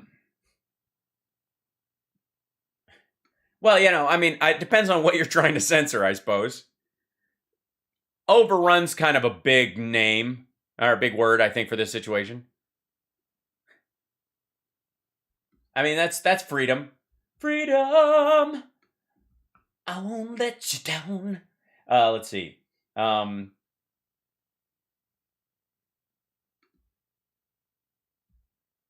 Getter is more. Look at that. So, yeah. Other people, look at that. I did this last year, but this is somebody talking about how, Getter's terms of service. We went through all this on my show. Also, Gab, Telegram. These are other alternatives. And I'm asking my entire Republican conference and Republicans across the country to leave Twitter. Why give them the power? Yeah. Yes. Secede. Join me on Getter, Gab, and Telegram. Did she say Gap or Gab? A great public social media platform as well, where truth is not censored. Also, Gab, Telegram. These are other alternatives. And I'm asking my... I'm fairly certain. Is she saying Gab? Because it's Gab. Republican conference and Republicans across the country to leave Twitter. Why give them the power to continue to censor our voices and to basically keep duct tape over our mouth? Yeah. Why behave when you're in their house when you could just leave their house and talk shit about them in someone else's house? When you think you have the right to their house. I mean, it's a corporate site. They have the right to set whatever standards, and if nobody wants to live inside of them, people will leave if they're denied the ability to speak, and they're welcome too. But if it becomes like a one-sided story, even liberals are eventually going to leave. When they don't like our political speech. So I love the alternative. If they don't like your political speech, how come you and Trump are the only people getting kicked off? You think you two are the only people expressing those political ideals? The politics of being a Republican, even at its most extreme? Is it the politics that are getting you kicked off? Or is it your desire to subvert democracy, incite violence, and get people to avoid getting vaccinated as an elected member of Congress using a social media website? I think that's the best way that we can solve problems, and I'm grateful to the people that create these other platforms. Yeah, I'm so grateful they created these other things. All the while this interview was being done, she was begging Twitter to let her back on. These guys. Hey, it's Gene the Jesus Machine. Let's dip in here. This is a prophetic update. You know, the problem with prophets these days is is video. Rolling back, checking their work, seeing if what they said actually panned out. You know what I mean? It makes it rough. It's hard out there for a pimp when it comes to, it's tough out there for a prophet. But Gene the Jesus Machine is here for a prophetic update. You know that prophet I made? Asterix. Subsection 3, paragraph 9. I would like to add on a little. Your Honor, I would like my previous prophesying stricken from the record. And yeah, I've got a correction. The Lord misspoke. You know, one of the things that we've talked about here on this program from the beginning has been prophecies. And I know we haven't talked about it. Yeah. And the weird thing is, how did we not see that coming? And I do mean not see it coming. The thing we've talked about since the beginning is prophesying. Well, you can't prophesy after the fact. You know what we just decided to do? Start prophesying about what the show's been doing. It's a new form of prophesying. It's called remembering. In recent months, but I really feel like we need to go back and show you some things that have happened, that have taken place as we've seen God bring. Here it comes then. Okay, we're checking the work. Not all of it, I guess, but let's see. I'm excited. Words of the prophets. Listen, there's a lot of stuff out there. There's a lot of people that are saying things that is not true, or they're writing on some other prophet that said something, and then they're getting. Yeah, not only are they saying prophets, stealing prophecies that aren't true, but they're all right. And they're adding a little bit to it. You got to be careful where you hear a prophecy. Yeah, exactly. You gotta check the label on your prophecies now. You gotta turn that shit over. Check the sugar content on your prophecies. A lot of other prophecies have a very high sodium content. You would not believe some of the people, and you might believe this just from Gene's choice of pancake makeup, have a high MSG level. Right now, I want to play this clip just from the other day with Robin Bullock was on with Steve Schultz. Watch this. This is where you must have a working knowledge of the word of faith. The word of faith is something that Brother Hagin taught, the word of faith. Brother Copeland teaches the word of faith. The word of Well, why would you name drop that guy other than the fact that he owns the network? And you know, Brother Copeland was prophesied over. I remember hearing the prophet on Sid Roth's program years ago said in the very end, in the last days, Kenneth Copeland will have the biggest voice in the world. And he does. And the only person between him and that is all of pop music and Joel Osteen. He has the Victory Network. He brings in, he rivals the regular news media, but he almost said he brings in, he had to, he rivals the regular news media. Well, granted though, they pay taxes. Brings in all the profits into his programming, and he don't have to do that, but he does that, and now he's become the biggest voice. There you go. Now become the biggest voice. That's true. And we're growing even bigger. Yes. He just prophesied that we would become the biggest network. And that's true if we do say so our damn selves. That's the prophecy? Fuck. Whatever happened to earthquakes? Come on. End times, Antichrist, nothing? We're doing ratings now, you motherfucker? Of the three big religious networks, we think we've really got a shot at jumping to the front of the line. What? Pastor Hank, I want to go to you, and let's kind of pick up before... It's Hank Cooney. Dropped it on us.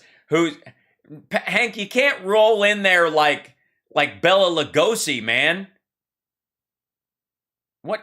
Are you hanging out in a children's bookstore just freaking people out? You look like an SNL character, man. Man, I want to play this back from February 28th of last year on shakings, eruptions, and justice. Watch. As you enter into a new season that is upon this nation, you will understand that I am officially the worst contestant in the history of The Voice, as I sit here and no one turns their chair around because I'm pretending to sing. And Lord, won't you buy me a Mercedes-Benz? Oh, I didn't realize I could do such a good Hank Cooney till just now. Lord, All right, let's see what the prophecy is. Shakings and justice and shammerings and wickedness and yeah. Wars and rumors of wars. Please tell me he said it's a bad idea to get out of Afghanistan. Watch the intensity of the soil as the shakings will continue in the earth. You think so? You think the earth is going to have earthquakes at some point going forward? Across the globe, there might be. If you roll that dice, let's see. How many earthquakes per year on Earth? About 20,000.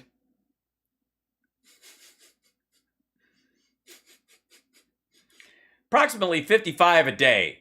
I mean, yeah, pretty much, you roll that in. And when the clouds shall gather, on occasion there shall be water dripping from the ceiling. All right. Watch as there will be eruptions. Yeah, you think? Do we have a big volcano this year? Okay, so volcanic eruptions. We had one, right? 2021. There you go.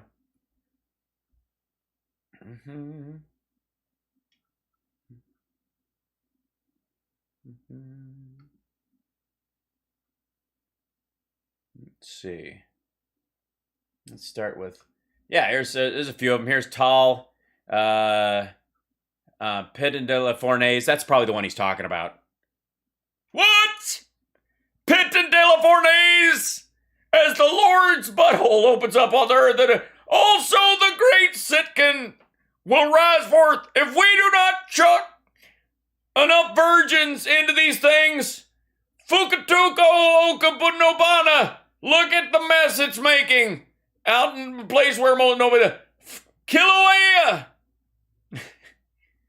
Always a favorite. I often thank the Lord for Kilauea and its slow rolling, constant action. Never can miss. If you want to call out an eruption, Etna, which I initially, when the Lord said that, thought would be the bringing down of an insurance giant. Turns out, nope. Nyiragongo, which sounds like a booty club from 1968. Also, right, there were no, if you'll recall, in 2020, volcanic. There were no volcanic eruptions in 2020. Oh, shit. One in Marapai, that was going on the whole time. And there were also 4 in Frere Saint Vincent.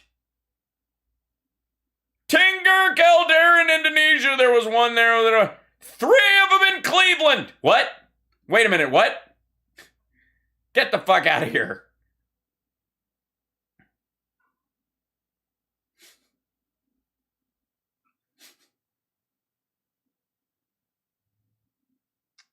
June 3rd, 2020, a volcano in Cleveland erupted in 2020.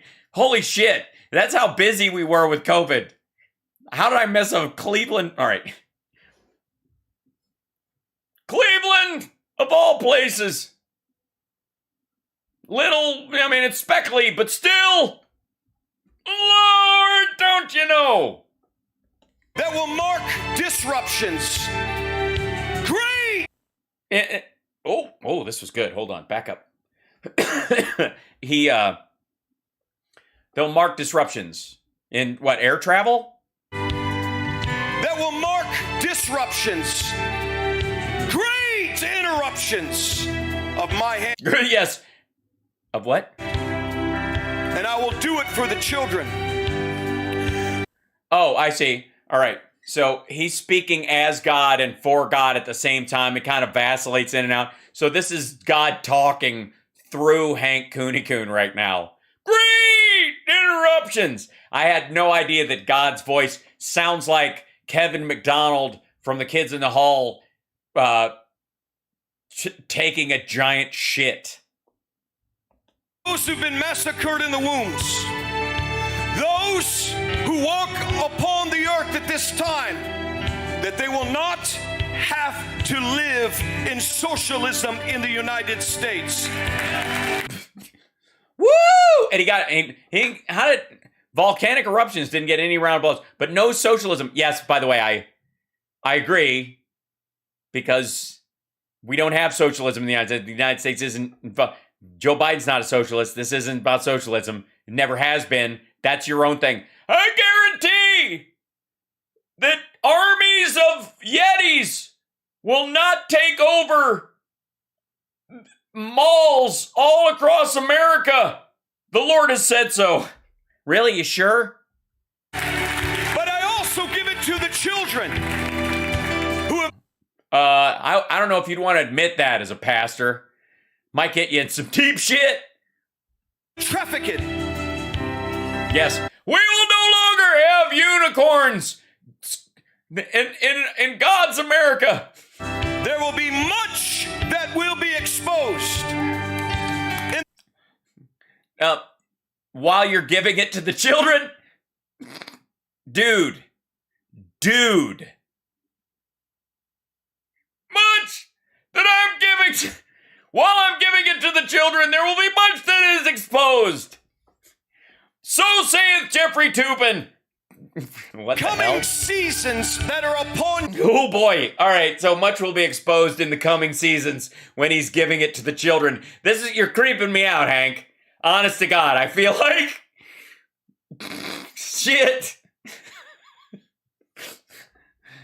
This is worrying me. If somebody drives an ice cream truck on stage and he gets in, I'm headed to Oklahoma with a bazooka. And I do not speak of a delayed time.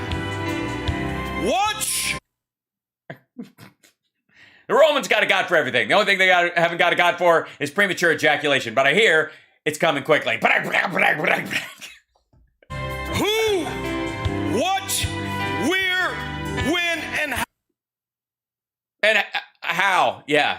And why? Do it in another language, too. How that they have touched the children.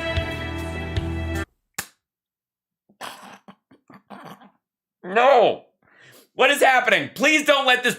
Please, Gene, the Jesus machine, do not bring this... Oh, God. Don't go... Speaking of touched children, oh, fucking hell. For they will be brought to justice now. And I will do it.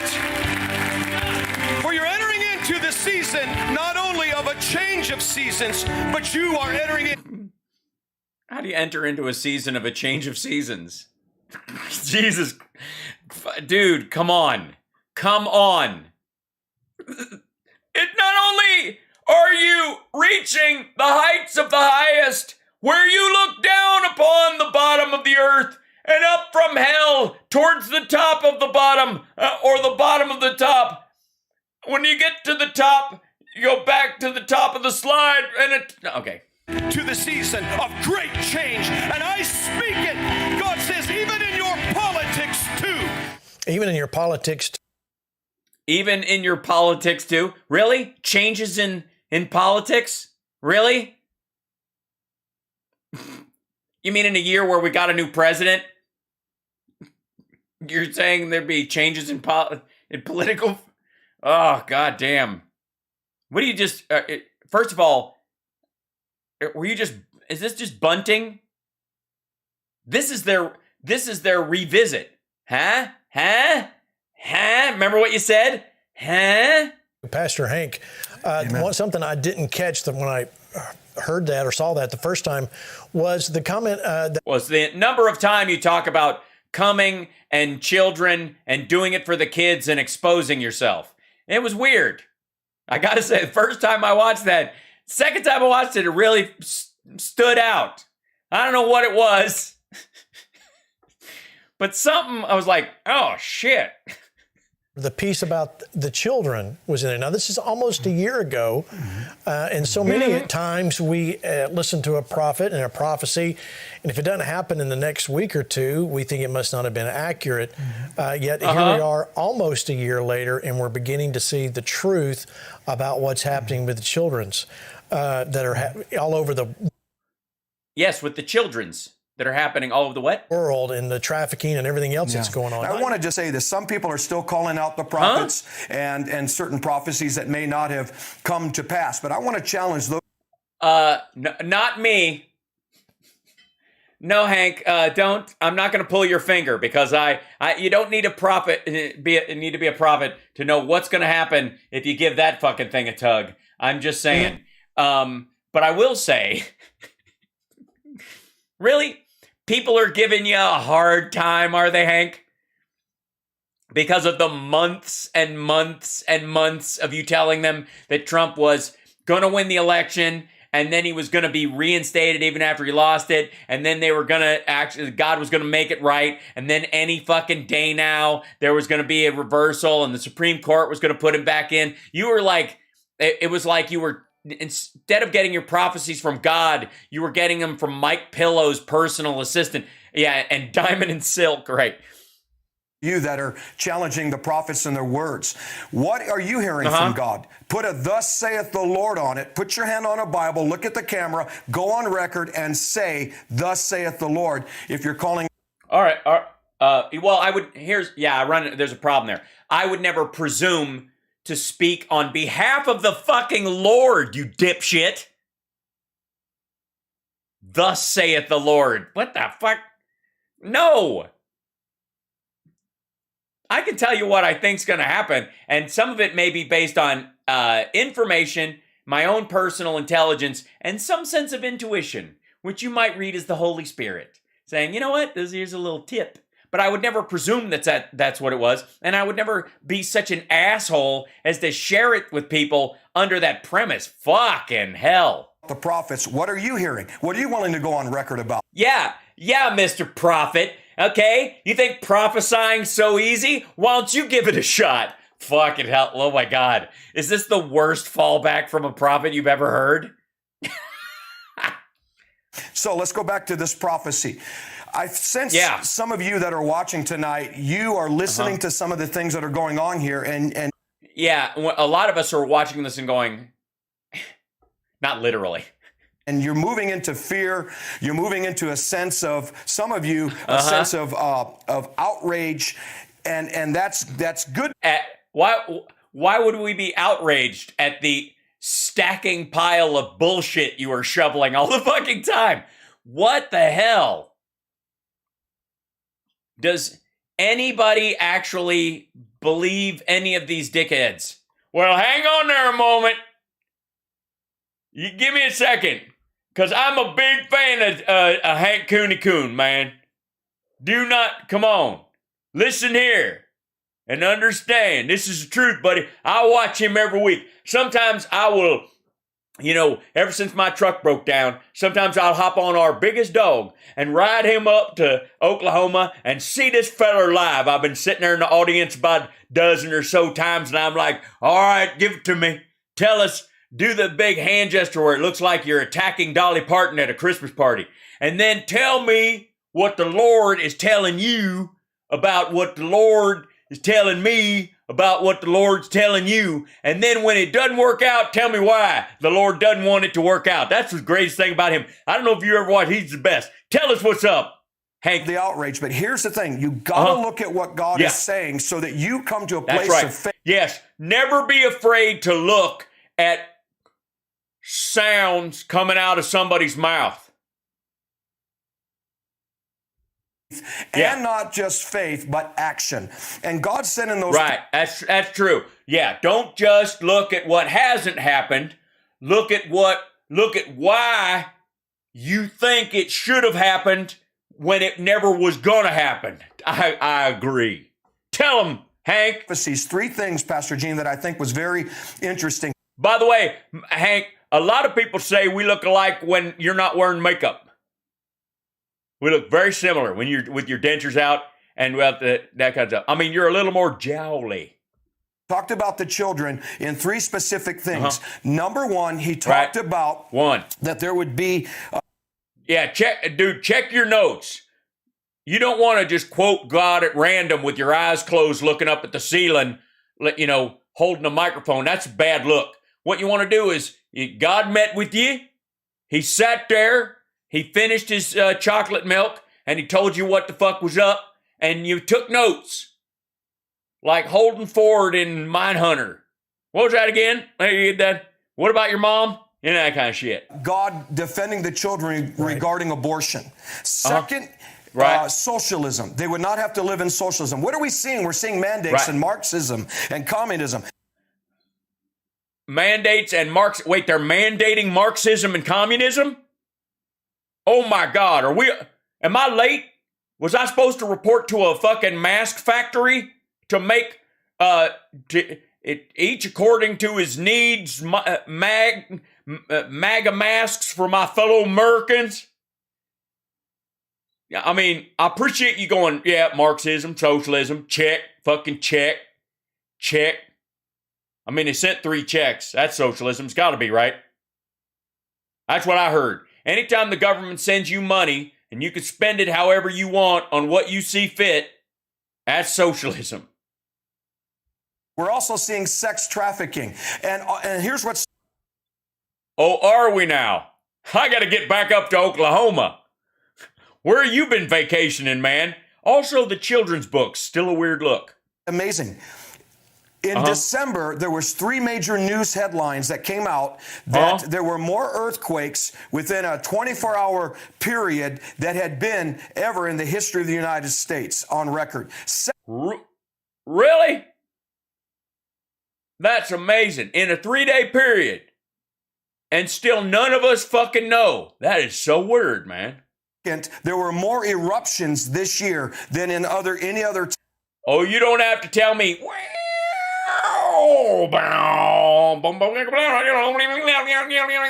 I love eruption, man. That's what he's doing. And then it goes straight into no. Every time I do, you really got me. You really got me. You really got me. Whenever I do that at karaoke, I insist they play eruption beforehand. God said in the prophecy there would be earthquakes, shakings, eruptions as a sign that God was going to vindicate the children. Yeah, that's right. And he didn't say it directly. He just put a sign on the door that said, if the house is a rocking, don't come a knocking. Hoo-hoo! Concerning abortion, we just saw the Supreme Court is going to be hearing a case, one of the most incredible Supreme Court cases concerning abortion in the month of December. We also saw how they're pushing mandates, and there's now a backfiring and a backlash regarding what they're trying to. There's a backfiring and a backlash. There's a backspace. There's a key on the keyboard that says backspace on it. With their socialistic agenda. Third, are you ready? Grizzly Maxwell. I'm ready. The lady. Okay. Grizzly Maxwell. Oh my God. Is she Epstein's bear wrangler? Trial with Jeffrey Epstein in the month of December. Because all of this is. Yeah, he dead, And this has all happened while Biden's president. You know that, right? Like they didn't call it off. They didn't go, oh shit, that dude, he's a friend of ours. They kept, that shit. She's a gnarly woman. They ought to put her under the jail, but still. Something great change. And I want to just say this last thing. Hey, we thanks, talk about the mark of the beast. And sometimes we do? I wouldn't bring that shit up. I know Mark. He's a weird dude. Preachers, we grab our Bibles and we start talking about the beast and the tribulation. The book of Revelation. Yeah, I've seen you guys do that. Grab a Bible, start talking about the beast and tribulation. You do it like it's fucking nothing, and then you put it back down and then you go back to sleep with your neighbor's wife, and then you pick it up again the next day. Oh, beast and tribulation. Is the testimony of Jesus Christ. Yeah. Quit glorifying the beast, the tribulation, and all the other things that come with it. And I want to say this, Acts 2:22 is how we're supposed to act this year. Jesus approved of God in signs, wonders, and miracles. We need to get our eyes on the Lord, and he is not done with this nation. And that's right. Yeah, stop bothering the prophets who may or may not have been completely head up your ass wrong all year. Leave him alone. Stop following him to his goddamn car and saying, what the fuck? Focus on miracles that are happening right before you. Like miracles like the normal workings of the legal system. You know what I'm saying? That's a fucking miracle. He knows a fucking miracle. Here's a miracle. Somebody who can talk to you without fucking pointing. That's a miracle if you're... Oh, sorry. Miracles. I'm telling you, he is pushing back. He is bringing justice, and we are going to see the manifestations of these things with some great changes that are coming. It's not all going to be right. Hey. Are you allowed to do that now? Can you say that the answer to a prophecy is more prophecy?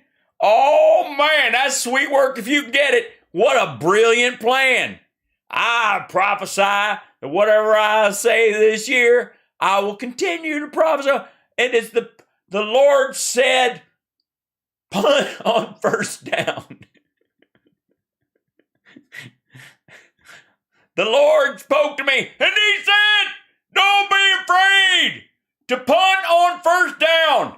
Never be afraid to kick a field goal from the kickoff. Never be afraid to slam dunk a baseball. I don't know. God does not give a shit about sports. But we're going to see it unravel, and flop flip is going to continue in the land of America. It is, and it's already unravel and flop flip. It doesn't start. It's flip. Huh? Who the fuck wears flop flips? You dumb son of a bitch. It's flip flop. It starts on the flip side. The flip is the start. The flop is the bottom part, and then the first time you do it, you flip it over, and then it flops back because the flop side is down and the flip side is up. And you flip a coin, and a flipped coin doesn't flop. You go flop yourself, you dumb son of a bitch. I want to quit before we go off the air tonight. I want to talk about. Better speak quick, because I'm prophesying. The Lord is speaking to me right now. He's telling me you're not long for this world in terms of greater ratings and stuff like that, and then increasing pressure will fall upon you, saith the Lord. I don't have my hand on the Bible right now, but you just have to take my fucking word for it, and if I'm wrong, I'll just update it in a couple months. The Lord has spoken to me. He's saying, that burrito was a mistake. That's not him talking. That's the Holy Spirit. Oh, that's a silent, but the Holy Spirit can be silent but deadly at times. But the Lord is telling me right now, Gene the Jesus Machine, Lanny Walnuts, and Mario Scario, and Hank Coon, he telling me that I prophesy that in a few months' time, you guys will be back on here talking about these prophecies and saying that they are seriously going to happen sooner or later. That's the Lord just told me that. He did. She did. It's kind of a girl's voice. It's weird. I mean, it's kind of, honest to God, it's hollow. You can't really tell. It sounds like a big universal wind inside my head. Another word, I don't have it on video here to show, but it was from... What? Don't worry, Gene. We trust you. I forget how long ago you were talking about the me prophecy, mild and extremes. Talk about that, because I have some B-roll here. Oh my God. What? This is my favorite prophecy. Some things are going to be mild, others will be extreme. How did he know that? How could he see that coming? This dude's a fucking miracle. I'm going to show you. Many of you know, I like here in the DFW area where Flashpoint resides, we had a... Holy shit. You guys are at the Department of Water and Power?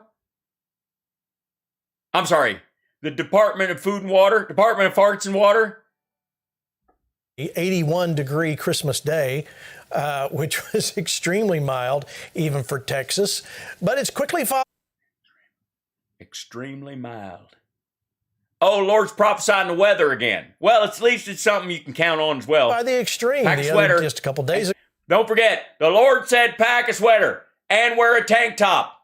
Also, bring 2 pairs of pants and a belt in case you eat too much. You can you can open it up. And also, change your drawers. No, that's just my own internal head. Come on. We dropped down in the teens with a wind chill at -1. Don't say drop down in the teens in front of Hank, who's gonna get with the children and everything will be exposed. You're fucking creeping me out again, Gene. We have extremes going on right here. But look at I-95. We got some footage. Roll that, guys. Look at what happened. This is I-95 last night, within the last 36 hours of what happened. This was in Virginia, what you're seeing, where there's some traffic jams, some 18-wheelers jackknife, and there was no help. They were stranded overnight, last night even, to get to the place of this. This is gnarly. An extreme weather scenario. Hey, it is extreme weather. It's an extreme traffic scenario, but hey, you got to say, the Lord wanted all those people to be late. Like fucking late, like really late.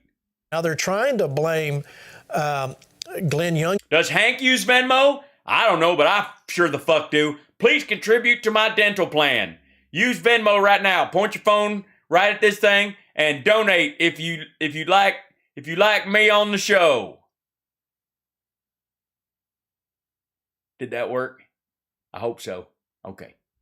For Virginia, which is funny because he's not even in office yet, but as governor for not doing something. But this really is evidence of what we're seeing. Here's a picture of Washington, D.C.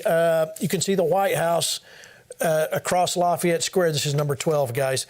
That you can see just how much the snow is happening. It's blasting through. Yeah, that looks horrifyingly beautiful. At no time in human history has there been snow in the month of December in the East. When the fuck did this start? I'm so glad I'm stuck down here in Appalachia. There, so much happening with snow and ice and extreme temperatures, Hank. Yeah, this is socialism snow. You can't even make angels in it because they're atheists. Well, God spoke ahead of time, and this was back in the summer. Yeah, he told you about a cold front coming in from the south and all possible freezing temperatures. And, of course, God looks a lot like Bill Murray in Groundhog Day. I don't know if you know that. It's true. Even into September, he said that there would be a sign, again, in the snow that would mark. He's not done with. Yes, the yellow marks in the snow are a sign that it is time for Hank to have a snack. Psalm 68:14. God dealt with wicked kings. Come on, we've got a wicked agenda in the White House, and God is dealing with it again by the sign of something in the natural, and that is snow. He said, also look for me in mild. Oh, I see. Yes, the cleansing snow that Biden is still president during. So is God always attacking Vladimir Putin? Is that what you're saying? Holy shit. God hates Eskimos. I had no idea. The Westboro Baptist Church has taken a strange turn. Extreme happening at the same time. But here's the last thing I'm going to say. On January... Oh, and Lanny Walnuts wants to say something. Pull over at... Oh, look at that. You guys. John just sent something for Ficus. That's really sweet of you. Come on now. Look at that. Sending them. And so did Barbara. Barbara, thank you so much for the Venmos. And Robert and Beth and Michelle and you guys and Melissa, I'm going to buy some floss. I'm serious this time. I'm going to get at it. I'm going to make it a daily habit. I know I've said it before for fucking years. Thanks, Bethany. or December 31st, God was prophesying and he said, look and see. They're going to say, we've never seen it like this before. And those are the news headlines right now regarding what you just shown. Yeah, and we've never seen anything like this. Ever. In the whole fucking world. I probably could look it up. Hold on. How does this computer thing work? Let's see. All right. Biggest snowstorm, Washington, D.C. history. Let's see. That's probably just now. Right now. Well, there's a bunch of them. Dude, we ain't even in the top fucking 3. 1922 was the worst. Probably the Lord punishing us for flappers, cocaine, and anal. 1899, that's what you get for winning the Civil War. 1979 was, that was in February. That was like just making things hard on Carter for a while. It's 10 biggest snowstorms on record in Washington, D.C. Let's look back at it. Come on. Look at these folks. Holy shit. She's a fine-looking lady. Or French fella. I can't tell, really. Let's see what this says. It's featured family of snow lovers in the Washington area. Here you go. Top 25 snowstorms. I'm sure this one's on the list. Let's see. 1899, 1979, 2016, 2010, 96, 2003, 1983, 2009, 1936. The fuck is going on? 1958, 1900, 1966, 1899, 1886, 1891, 1932, 1908, 1930, 42, 87, 1957, 1935, 1987, and 2010.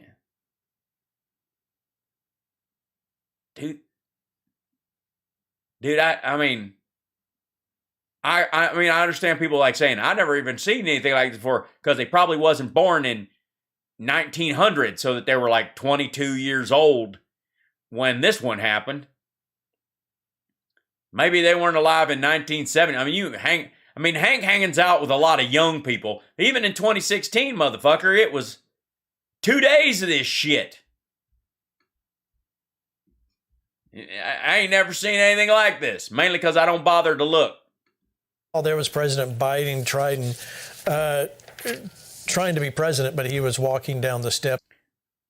Biden. Hey, nobody's president while they're walking the fucking stairs in the snow. We're all just people. Man, if there's a great equalizer, it's a slippery set of stairs or a ramp. Ask Trump. He negotiated he stayed president the whole time he was walking down that ramp. You could see him. That's why he walked so slow. In D.C. That was the third just a day ago, yesterday. I think we've got the plane, Air Force One. You got that video showing that. I'm showing you all this video to show you this is the truth that's come out here. Amazing. Yeah. It is true that it was snowing. These guys are good. I mean, people were saying this had never. They nailed this one.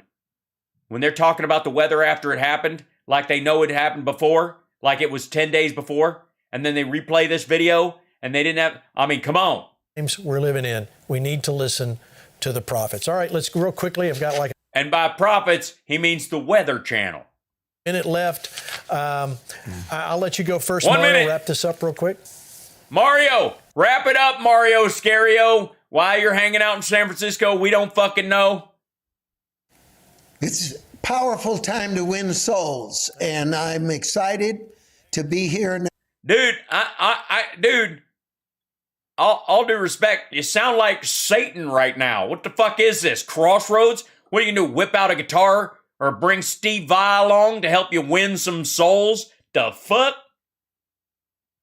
And to be a part of what God is about to do in this country.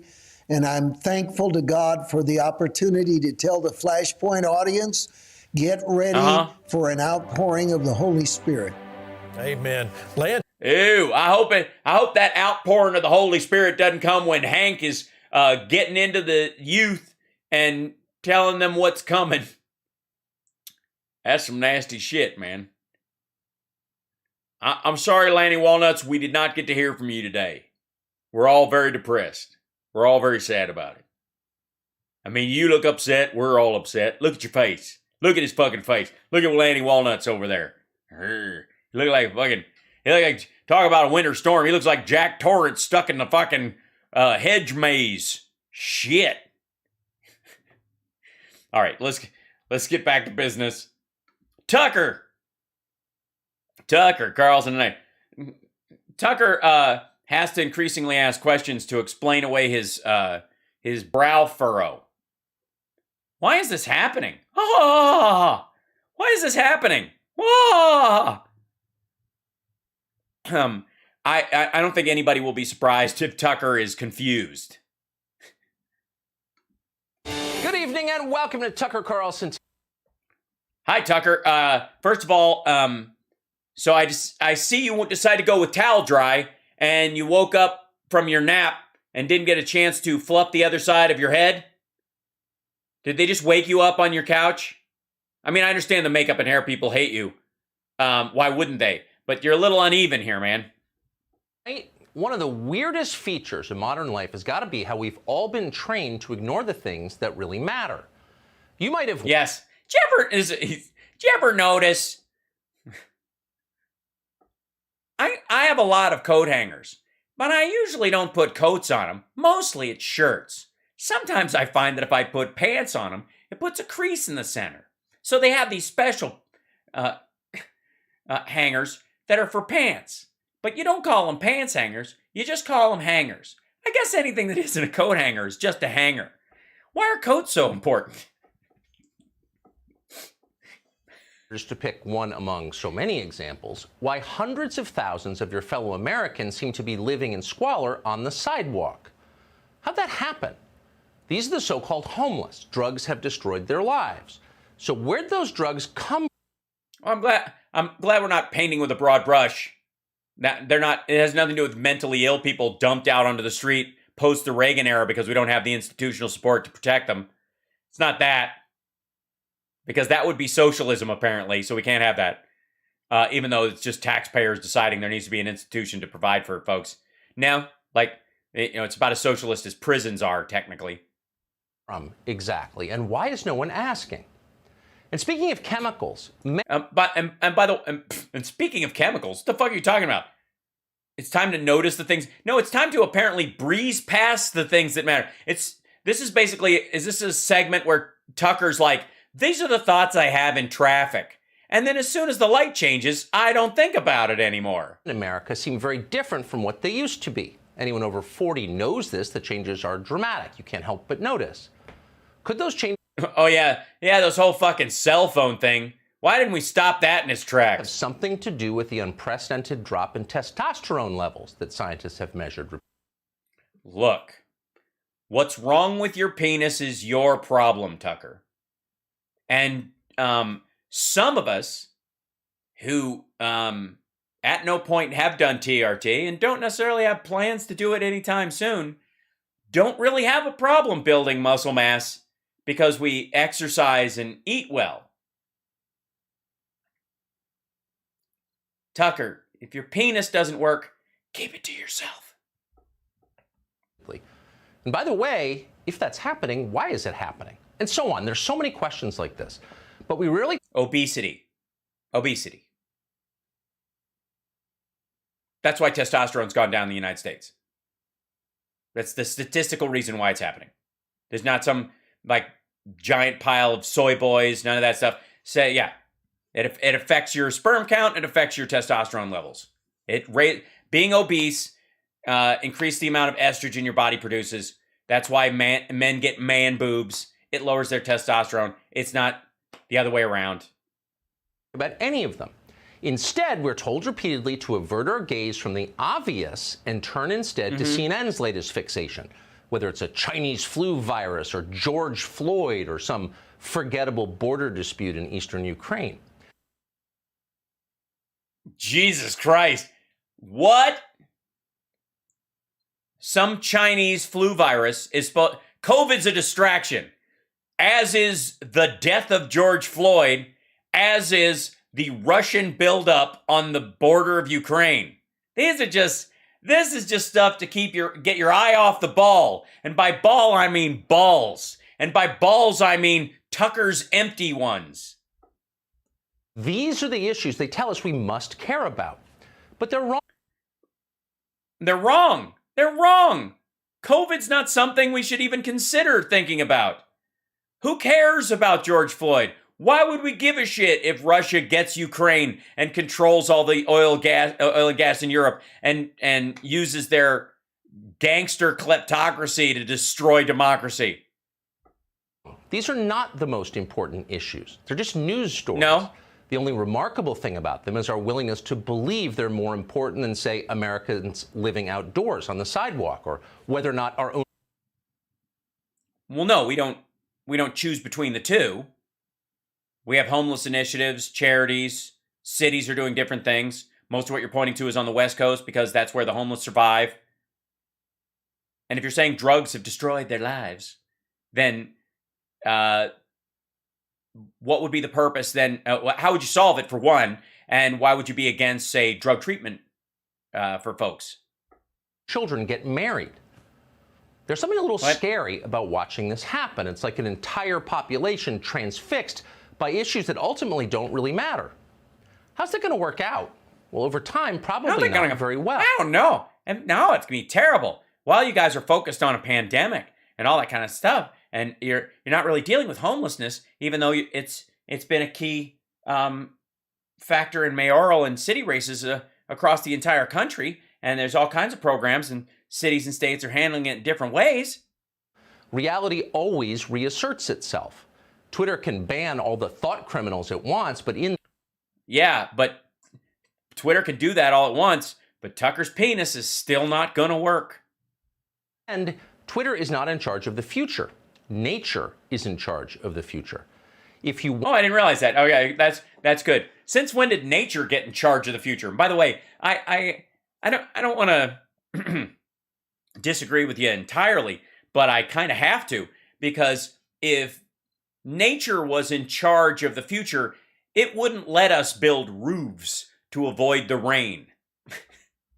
Your country to continue, you have to answer nature's imperatives, which are the basics. Yeah, you got to answer nature's call. When you got to go, you got to go. Enough water?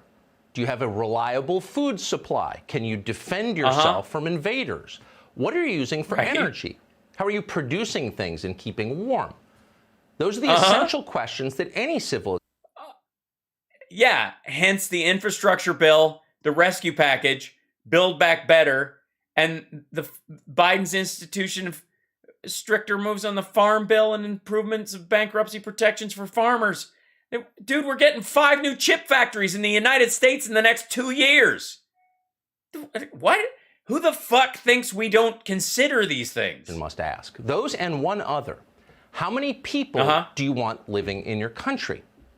The size... Oh, God. That's a good question. We have 340 million now. Huh.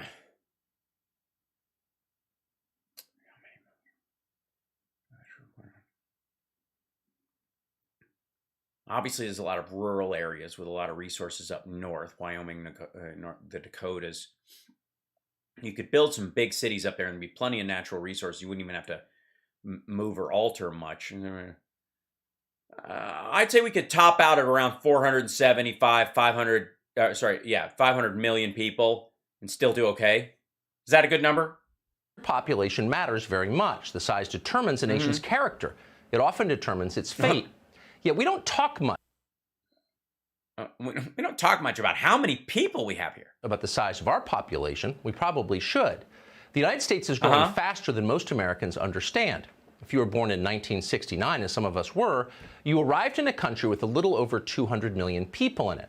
There are now 334 million people. Dear God.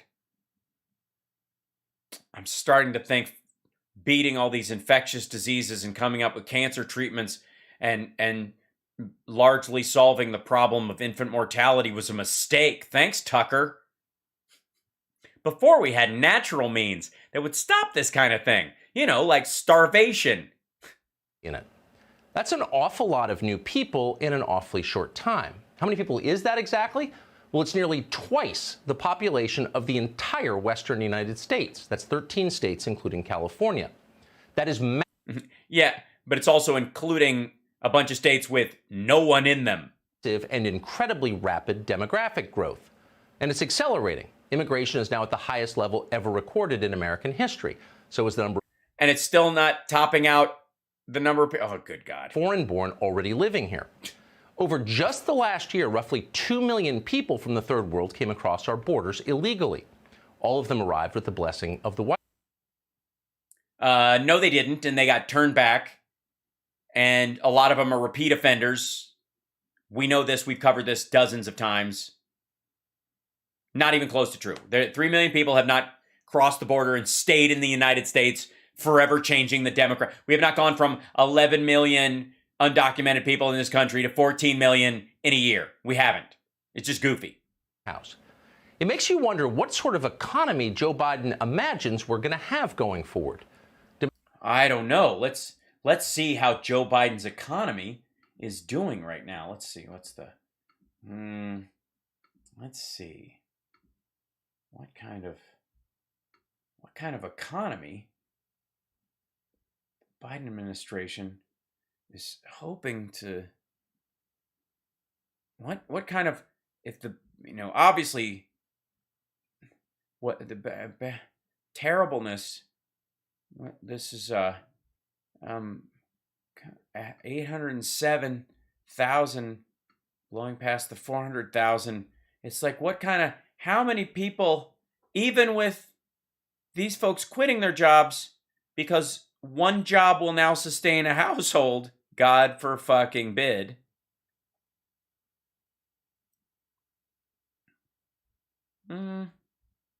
What kind of economy does Joe Biden want?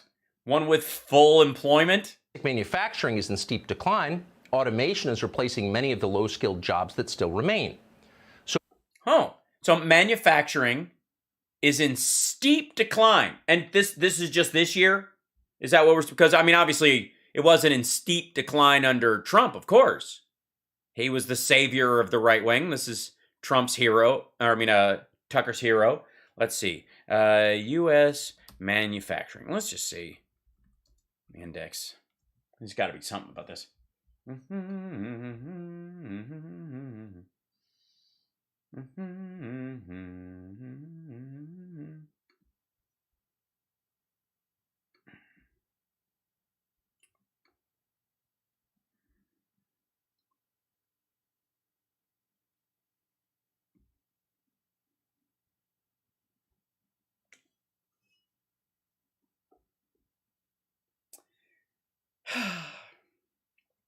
What kind of economy does Joe Biden want? This is just, look at all these robots. U.S. manufacturing activity slowed in December amid a cooling demand for goods, but supply constraints are starting to ease, and a measure of prices paid for inputs by factories fell by the most in a decade. The Institute for Supply Management survey on Tuesday also suggested some improvements in labor supply, with a gauge of factory employment rising to an 8-month high. Cratering is what it's doing. What are these millions of new people going to be doing for work 20 years from now? They can't. Yeah. Aren't we just... I thought we were only importing day laborers, but all these strawberry picking robots are going to replace them. So they're just all going to be on the dole, being lazy Americans, voting for Democrats for creating an automated robot supply chain. All be Nancy Pelosi's housekeepers. They can't all bust tables at the French Laundry in Napa. And not all of they could work under the table at Mar-a-Lago. Will, thank God. In spite of the Democratic Party's best efforts to import a permanent serf class to serve its donors, some of these immigrants will rise higher than Nancy Pelosi expects they will. Some will fight their way to the top of our society with the usual combination of inborn talent and grit. And honestly, bless them for that. No one invited them here. We didn't want them to come, but we will be sincere. But if they manage to be millionaires, obviously they're at the top of the bell curve, and we can put up with it, I suppose. Ew. Glad when they succeed. And yet, A country is more than the success of a handful of people, inspiring as that always is to watch. Sheer numbers matter too. Even if every single person who snuck across our southern border this year goes on to win the Nobel Prize in Chemistry, it would still be worth worrying about the effects that mass immigration have on our total population numbers. Well, and also it's very concerning that everyone, that 3 million people live to be 3 million years old because they'd have to, all right. So the question is, how many people is too many? In Washington, you will never hear that question. More bodies in a country mean more power for the people who run it. Big nations need big governments. Politicians always want more people to rule, so the incentive for unrestrained population growth is baked right into the system. That's bad. Is it? Then what? Unrestrained population growth? Please dovetail this into Democrats are pro-abortion, though. News for the rest of us. First and most obviously, big governments don't treat their citizens very well. Yes, that's a Reagan-era. Oh, yes, that's a Reagan-era idea. And a big government is a relative term to a country that is the most important and biggest economy on Earth. Big compared to fucking what? Maybe there's something to be said for the amount of government we have, considering, and all the state governments we have, considering California is the, 12th largest economy in the world or something. It varies. Jesus, so boring. Talking point. It's also true. The larger a bureaucracy becomes, the more impersonal it gets. Past a certain size, organizations of any kind lose their regard for people. Yeah, that's right. That's why we need to the American government to be smaller than the needs of the people. That's the only way they're going to take us seriously. They get bigger, they get blunter, more soulless and cruel. The people in charge no longer care what you think. Well, enough about the upper management at Fox. They don't have to worry about how their policies will affect you or your family. And that's the inevitable product of population growth. If you had 5 children, you would bathe them all in love and attention. If you had 5,000 children, you wouldn't know their names. Well, that's because you'd be exhausted from ejaculating.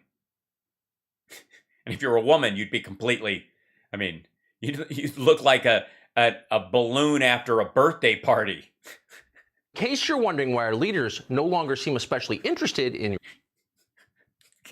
If you have 5,000 children. You do realize with this analogy, though, considering we have a representative government that's based on democracy and representation, that if you used house rules, sort of, you would get another parent for every 30 kids added on this. It would take a village, is what I'm saying. Health or happiness or prosperity, that's the reason. They don't have to be interested. Our population's too big. Why should your opinion matter? You're one of many.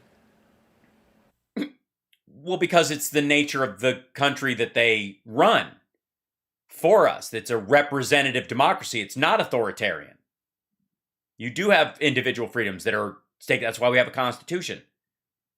That's why you don't want somebody like Trump being installed by a very small group of people, because then that would make the vast majority of voters, the majority of which who voted for Joe Biden, for example, think their opinion didn't matter in a democracy.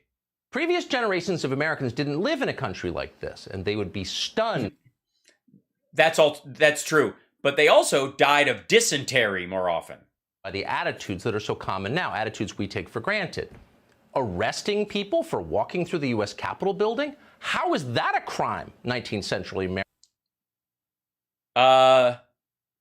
Well, they were trespassing, and they've been told to stop, and they walked past it anyways. Tell you what, Tucker, you want to find out? Go to the Capitol today and walk around the metal detector and refuse to go through it. Because we are concerned that people might try to kill our representatives in our representative government because they want to usurp that control in a tyrannical form, the one-man tyrant crowd who think that it's not tyrannical when they decide to drive to D.C. in their fucking truck full of guns and take away our representation through taxation and insert themselves in between the voter and the outcome. That's tyranny. Walking through the fucking Capitol. Do you know how many people who walked through the Capitol on January 6th aren't in fucking jail and are out walking around. Would wonder. For most of our history, Americans believed they owned the Capitol. They thought it was theirs. Yeah, but you couldn't storm the fucking place. What are you talking about? Yeah, we all own it because we pay for it with our taxes.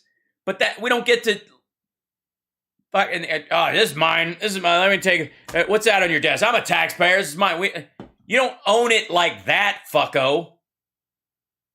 You don't own it like rich assholes own Fox. Because they assumed this was their country. Political leaders told them that it was. After the and now that we're not telling people it's their country, they're trying to tell the government that this is their country by stealing shit that the rest of the taxpayers paid for. For a presidential election, Teddy Roosevelt greeted voters in person on the lawn of the White House. It was his home. He lived there, but it belonged to them. Yeah.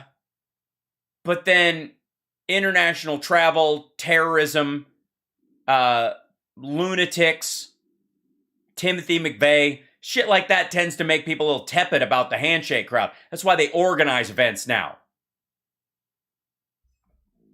Let me give you an example.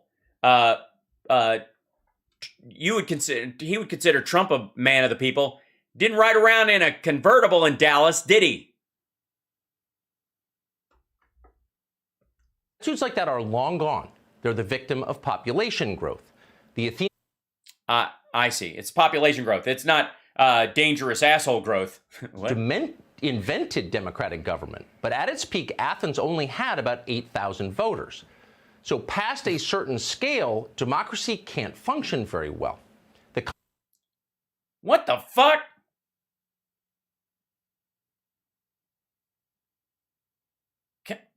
That's why we have a House on the one hand. That's why we have mayors and city councils and all kinds of shit. That's why the federal government doesn't dictate streetlight timings. And at the same time, again, Fox is just back to shitting on the idea of democracy. Apparently, the problem is America has got to be a dictatorship at some point. Enough of asking the people what they want. This is bullshit. We're going to need a ruling class because it's just not going to fucking work. The concept of the citizen becomes too abstract. You see it in the way our leaders talk. Politicians barely mention individuals anymore. Instead, they yammer on about voting blocks, which are now called communities. The immigrant community, the trans community, the Latino community, the black community. You hear, but they never mention the white community, and that's the part that's upsetting Tucker. What? Jesus Christ. Terms constantly, but they are nonsensical. They don't mean anything. For example, there are about 47 million black people in the United States. That's a community? No, it's not. By definition, 47 million people cannot be a community, no matter what. Yeah, it's not possible. They do not have a shared experience, and statistical, polling data around that group of people never will come to the. Oh, they do actually. Yeah, we know they don't have a potluck every fucking Wednesday, all 47 million of them, fucko. And we also know they're not monolithic. The people within it are. How could it be a community? They don't even know each other. What you're looking at is not a... Yeah. What could they possibly have in common? Community, but 47 million individuals, each created by God as unique. Yeah, and meant to die alone, sharing no traits with anyone, especially if they look like them. If they, any more than they share with just random people who are also born alone and lacking community. What the fuck? Each with opinions and interests and preference and goals that aren't quite the same as anybody else's. In other words, they're human beings. People who run big countries tend to forget that. When you're in charge of hundreds of millions of people, you cannot help but to dehumanize them. Not that our leaders... Right, yeah. Not that they care. ...have ever had a problem with dehumanizing people. In fact, they're strongly for it. A year and a half... Hold on. Wait a minute. Not that our leaders have ever had a problem dehumanizing people. They're strongly for it. So America is the country that dehumanizes people. That our leaders, not leaders in general of giant countries, not large, not Russia, not China. But the United States government, which constitutionally has a responsibility to protect the right of every citizen to, express themselves as much as they can with as much talent as they have, but not to, step too hard in the face of anybody else who's trying to do it as well. But this is Fox shits on America all the time, but this is Tucker uniquely saying that American leaders throughout history, it seems, they've never had a problem. Apparently, never. They've never had a problem dehumanizing the citizens, our leaders. Some idiot kid from Harvard wrote a book demanding that the United States open its borders to an additional 700 million new immigrants from around the world. If we did that, he argued in the book, we'd have a population of 1 billion people, and that might raise our GDP. Wall Street would be thrilled. Also, of course, we'd be more diverse with more interesting restaurants. Want Sierra Leonean goat barbecue delivered to your pod at 3 a.m.? With 1 billion people living here, you could get that done. Sierra Leonean goat? Good God, man. Noted the kid's a moron. But in Washington, and here's the interesting part, no one laughed at him. Yeah. Quite a few ostensibly smart people agreed with his thesis, including some prominent Republicans who turned out to be as dumb and reckless as he is. Apparently, none of them has ever spent time in a crowded country. Anyone who has knows how deranged it is to want 1 billion people here in the United States. Mass population growth makes life worse for pretty much. First of all, who the fuck where's the Biden we need 1 billion people in this country plan that we're supposed to be worried about? Like, talk about a non-issue. Like, this is like a fever dream of anti-immigrant paranoia. No, America should not have 1 billion people. All right, Tucker, I guess.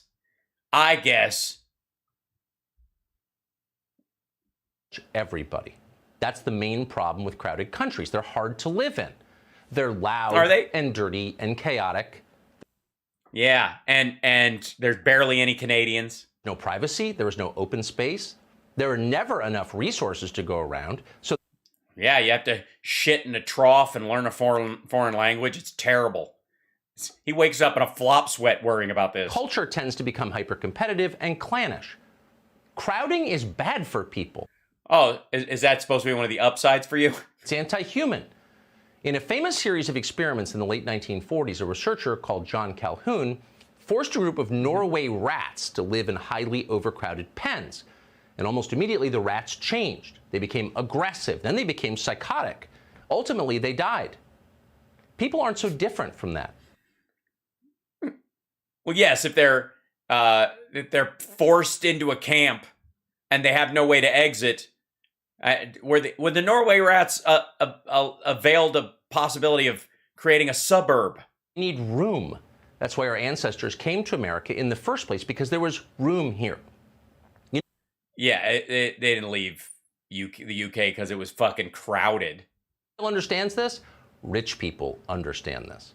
Ask anyone who's been around the world and knows what the options are. Ask, if you left the United States, where would you move? And no one's going to tell you Lagos or Mexico City or even Singapore. If they're being honest, they'll tell you New Zealand or Alpine Switzerland. Those are low-density places. They don't have a lot of other people in them. Well, I mean, if you're the kind of person who has, is a Swanson Air with their own fucking helicopter, maybe. What?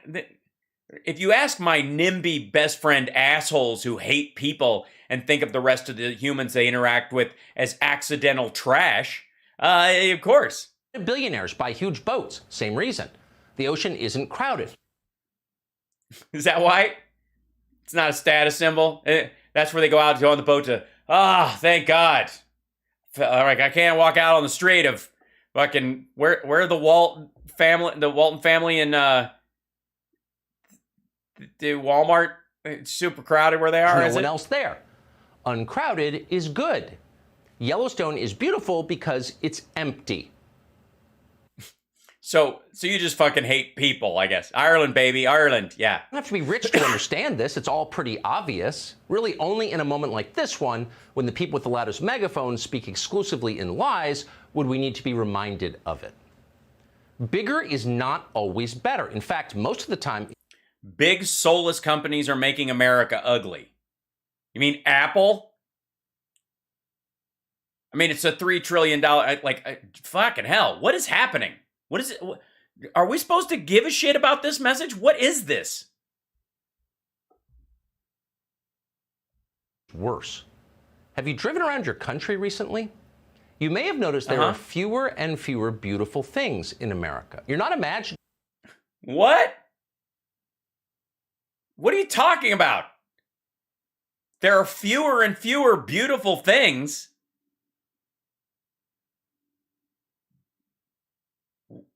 Huh? By the way, this is from a guy who supports the party that wants to destroy national parks.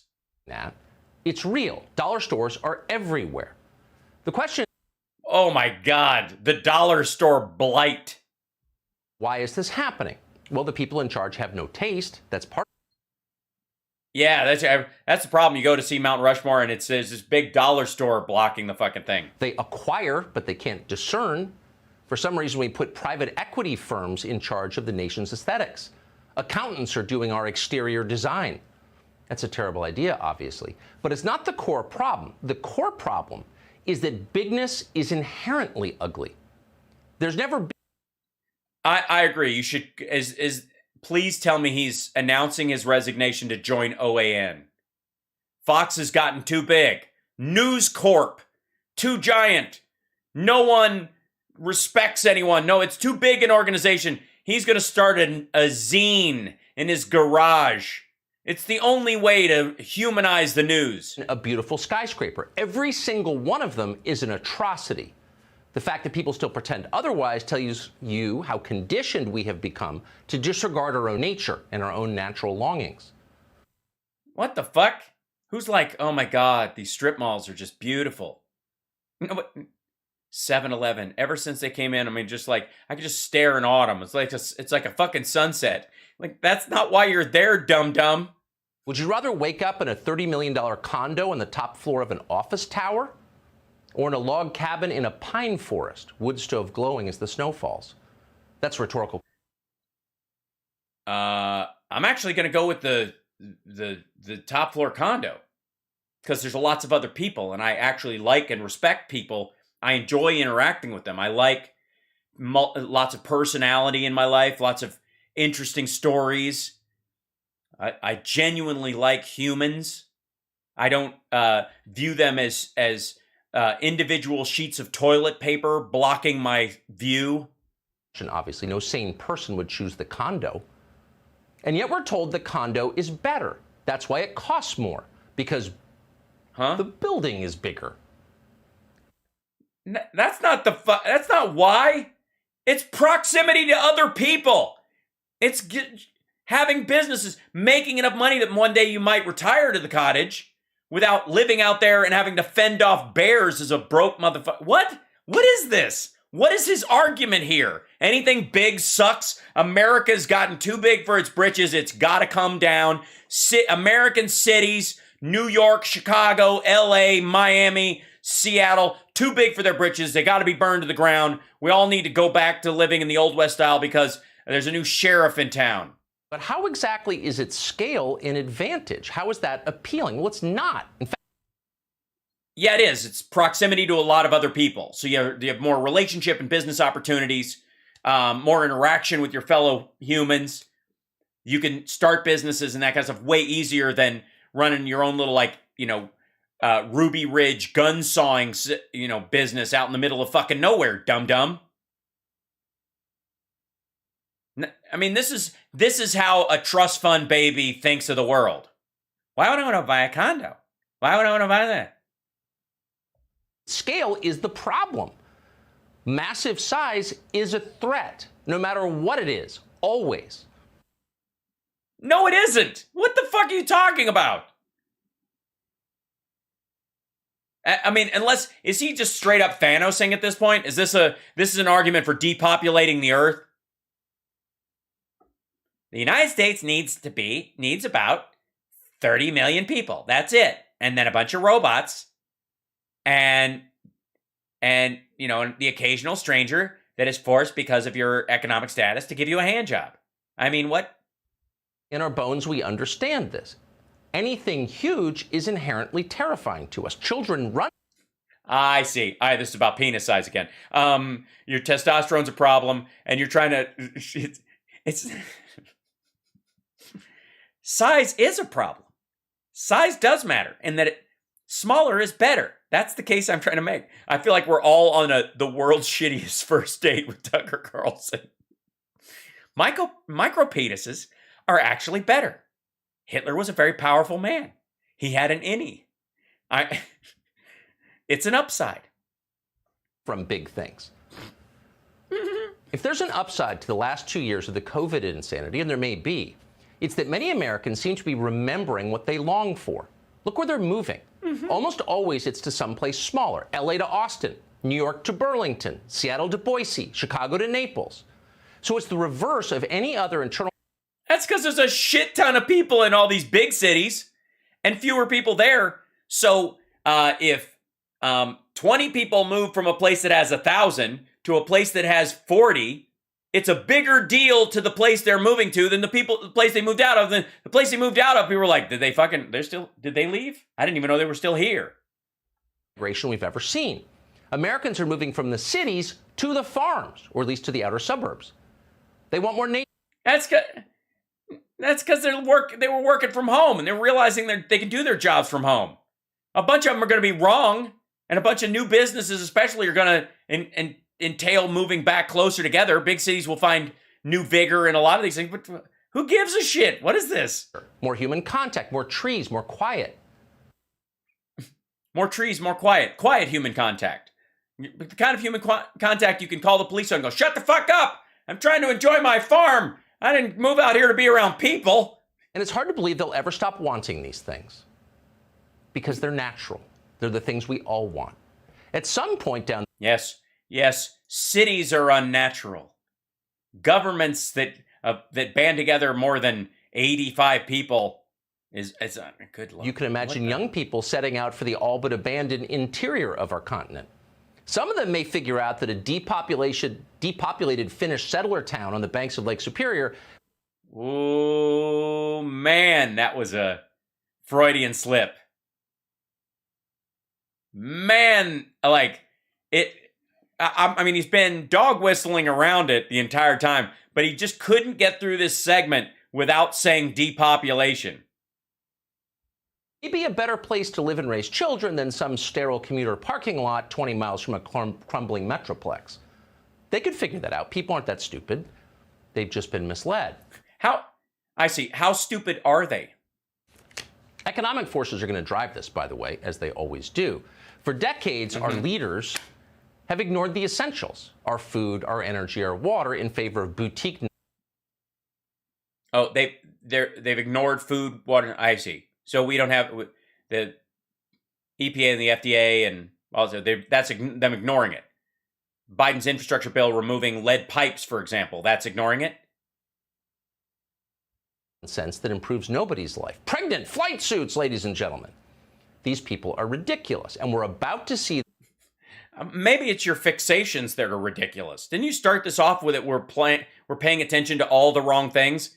Biden just passed the law that was his idea, that he's been working at for a long time, that would cap wells that are leaking methane into the air and remove all the lead pipes in cities around the country and replace them with safer piping.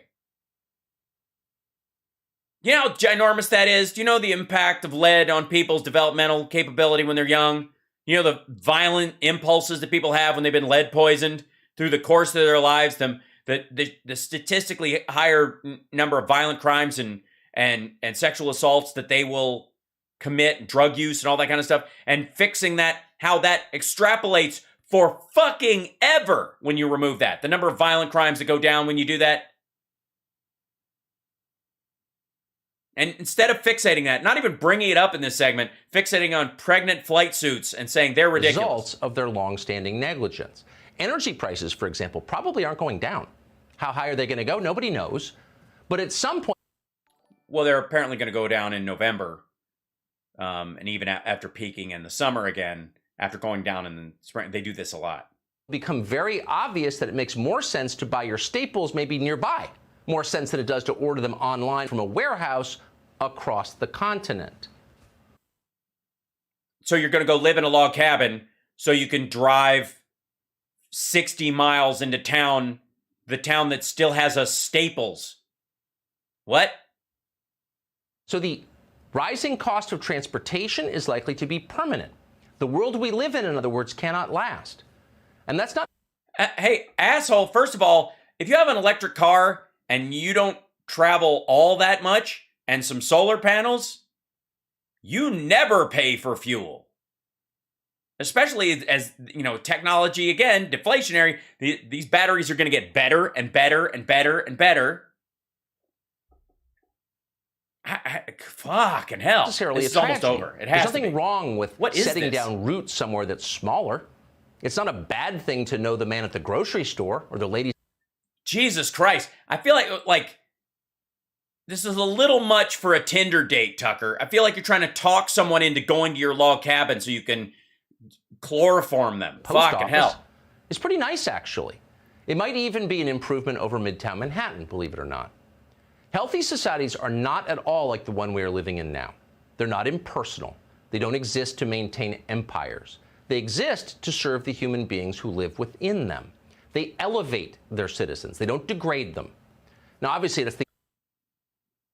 What the fuck? What do you mean? Why is society degrading you? Because a lot of people live together, and some people need to buy a bottle of water 4 times a day, and there's 7 million people on the island of Manhattan or some shit at any given time, considering the people who live there and the people who work there and commute into the city. And so they have bodegas and stores all over the place so those people can run in and get that thing, or some resources. And there's tiers of wealth even amongst this incredibly rich city where some people can't afford to both live in that town and be close to the job that they want because they're trying to grow an industry or build some sort of career or life. And New York is a great place to do that while still affording to shop at Whole Foods. Like, what? This isn't dehumanizing or degrading. This is the reality of limited resources and people making cost analyses in their life. What will I put up with to get where I want to go? I can stay here and it'll struggle and it'll be hard and not everything's great and it's a little dirty and it's noisy and there's a lot of other stuff. But I'll put up with it for a while because I have a chance to grow into something bigger. Or I could go live like the fucking Unabomber and never get anywhere and get mad at the entire world and mail in fucking bombs to people. What the fuck? Opposite of the system we currently have. The good news is the system we currently have cannot last. It's too perverse. It's too disconnected. What? Yeah, this is okay. He's just calling for the death of democracy. Isn't this supposed to be on his Fox Nation show? Natural world. So it will end. And as it does end, as we think about how we want to live going forward, it's worth remembering that other people in the end are all that matters. Your relationships are the sum of... The only thing that matters is other people. That's why you want to stay as far away from other people as you can. The worst places are the places with lots of other people. This, by the way, what we have been watching means nothing. There's about 30 seconds left of this. This is... what a fucking rando waste of time. Life. Those relationships start with your family. They move outward in concentric circles. They include your friends, your neighbors, and the people you work beside. Okay. This is your... Okay. Well, hold on. I'm going to write this down. Hold on a second. Friends, neighbors, and people I work beside. In my cabin in the woods or in the business that I no longer want to go to because I'd have to commute from a fucking cabin in the middle of nowhere to a metropolis. Community. The human beings you know personally. The ones you love, the ones you take responsibility for. And that can never be a very big group. Hey, Sean Hannity here. What did Tucker Carlson just fire his fucking family on the air? Listen to the paranoid delusion of this fucko. Time is a flat concentric circle. Yeah, has he been watching, what was that HBO show with with what was that show? I'm blitzing because I didn't watch much of it. With Matthew McConaughey, and then you guys will know what it is. Time is a flat circle and nobody matters about anything else. Oh, we got 666 thumbs up. Look at that. True Detective. Thank you. Sex in the City. Yeah. It was True Detective. Right. He's auditioning. It's his audition tape for True Detective. But the version they're going to do on Bravo in the afternoons. God damn. So goddamn dull. I'm way over time. Look at that. I did it again. I'm doing these 3-hour shows, you guys, and it's because you guys are so much fun. The show just breezes by. For me, anyways. I don't know if it does it for you, but I will say this. I love you, and I will see you tomorrow. Now, tomorrow's Thursday, so I will see you at a later time in the afternoon, 4 o'clock Pacific time. Please tune in, like and subscribe, give a thumbs up, share the show, help us out. Like I said, I'm taking on a publicist, so any support is welcome. If you want to become an annual patron right now, that would help immensely. The month of January. And then, you can just do it for the whole year. You don't have to have it pay out every month. If you trust me to continue to do good work, that's a good time to do it. And then, of course, Venmo is always a great way to help if you ever want to send some support and love. And membership and stars on Facebook. Appreciate that a bunch, you guys. Liking and subscribing at the base is really very helpful. If you can help, please do. If you can't, remember, this show is here for you because I want to be here for you, and the people who help make it possible, you thank them.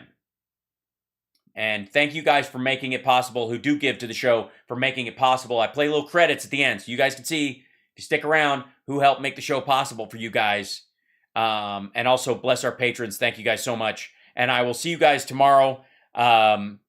Sparks out!